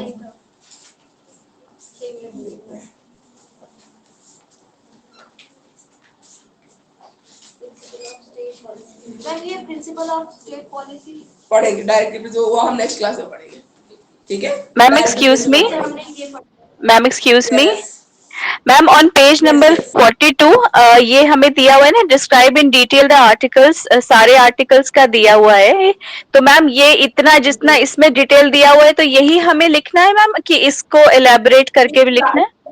आर्टिकल कितना लिखोगे, जो आर्टिकल कहता है वही तो लिखोगे ना, तो जी, जी। ओवरऑल और लॉन्ग क्वेश्चन आर्टिकल सब मिला के आएगा, अलग से तो कोई नहीं आ रहा है। Okay ma'am, okay, thank you, okay, thank you ma'am. Welcome, ठीक है। इसमें चिल्ड्रन की राइट के बारे में बोला गया, बाकी सब चीजें ये बहुत डिटेल में है, ठीक है। इसको हम नेक्स्ट क्लास में डिस्कस करेंगे। एक ओवरव्यू दे दिया हमने आरटी का, प्रोविजंस हम नेक्स्ट क्लास में डिस्कस करेंगे, ठीक है। प्रोविजंस नेक्स्ट क्लास में डिस्कस करेंगे। आज इसको हम यही खत्म करेंगे, ठीक है। प्रोविजंस इसके नेक्स्ट क्लास में करेंगे, बहुत डिटेल में होगा भी नहीं, 5 मिनट में, इसको नेक्स्ट क्लास में करेंगे। चलिए, thank you for attending the class. Thank you ma'am. Thank you ma'am. Thank you ma'am.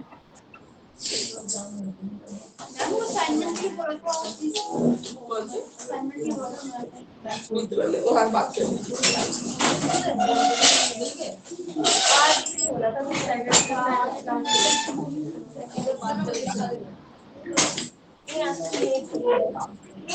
Excuse me ma'am,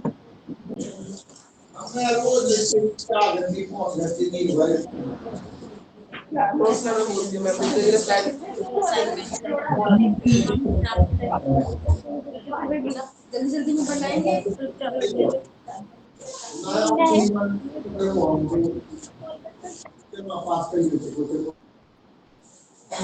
me ma'am,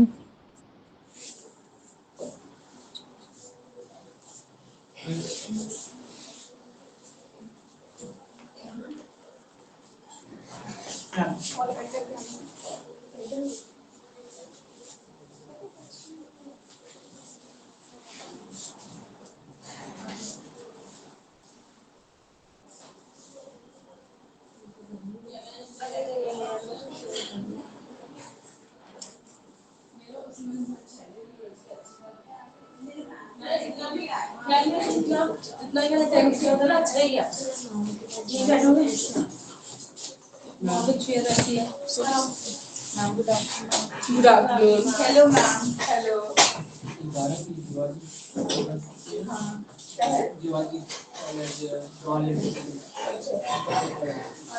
जी मैं कुछ आगे मैं टेबल बैठ जाएगा। फोन उठा लेते हैं। यार मेरे से इधर बैठ जाओ ना।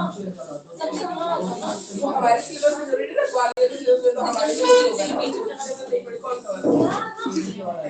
कौन सा एक समरी हमारे सिलेबस में है, मेरे को अकेले छोड़ दीजिए। कौन लिखा है वो चेंज करते हैं, चेंज में भी नहीं। इधर आओ, दोनों मुझे नहीं पता। ठीक है,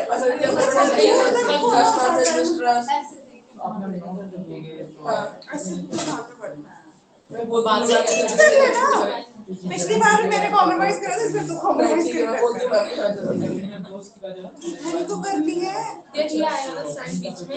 अच्छे पता हो जाएंगे ना। तो सिलेबस इनका ये जो आप कह रहे हो ना, थ्योरी हमारे सिलेबस में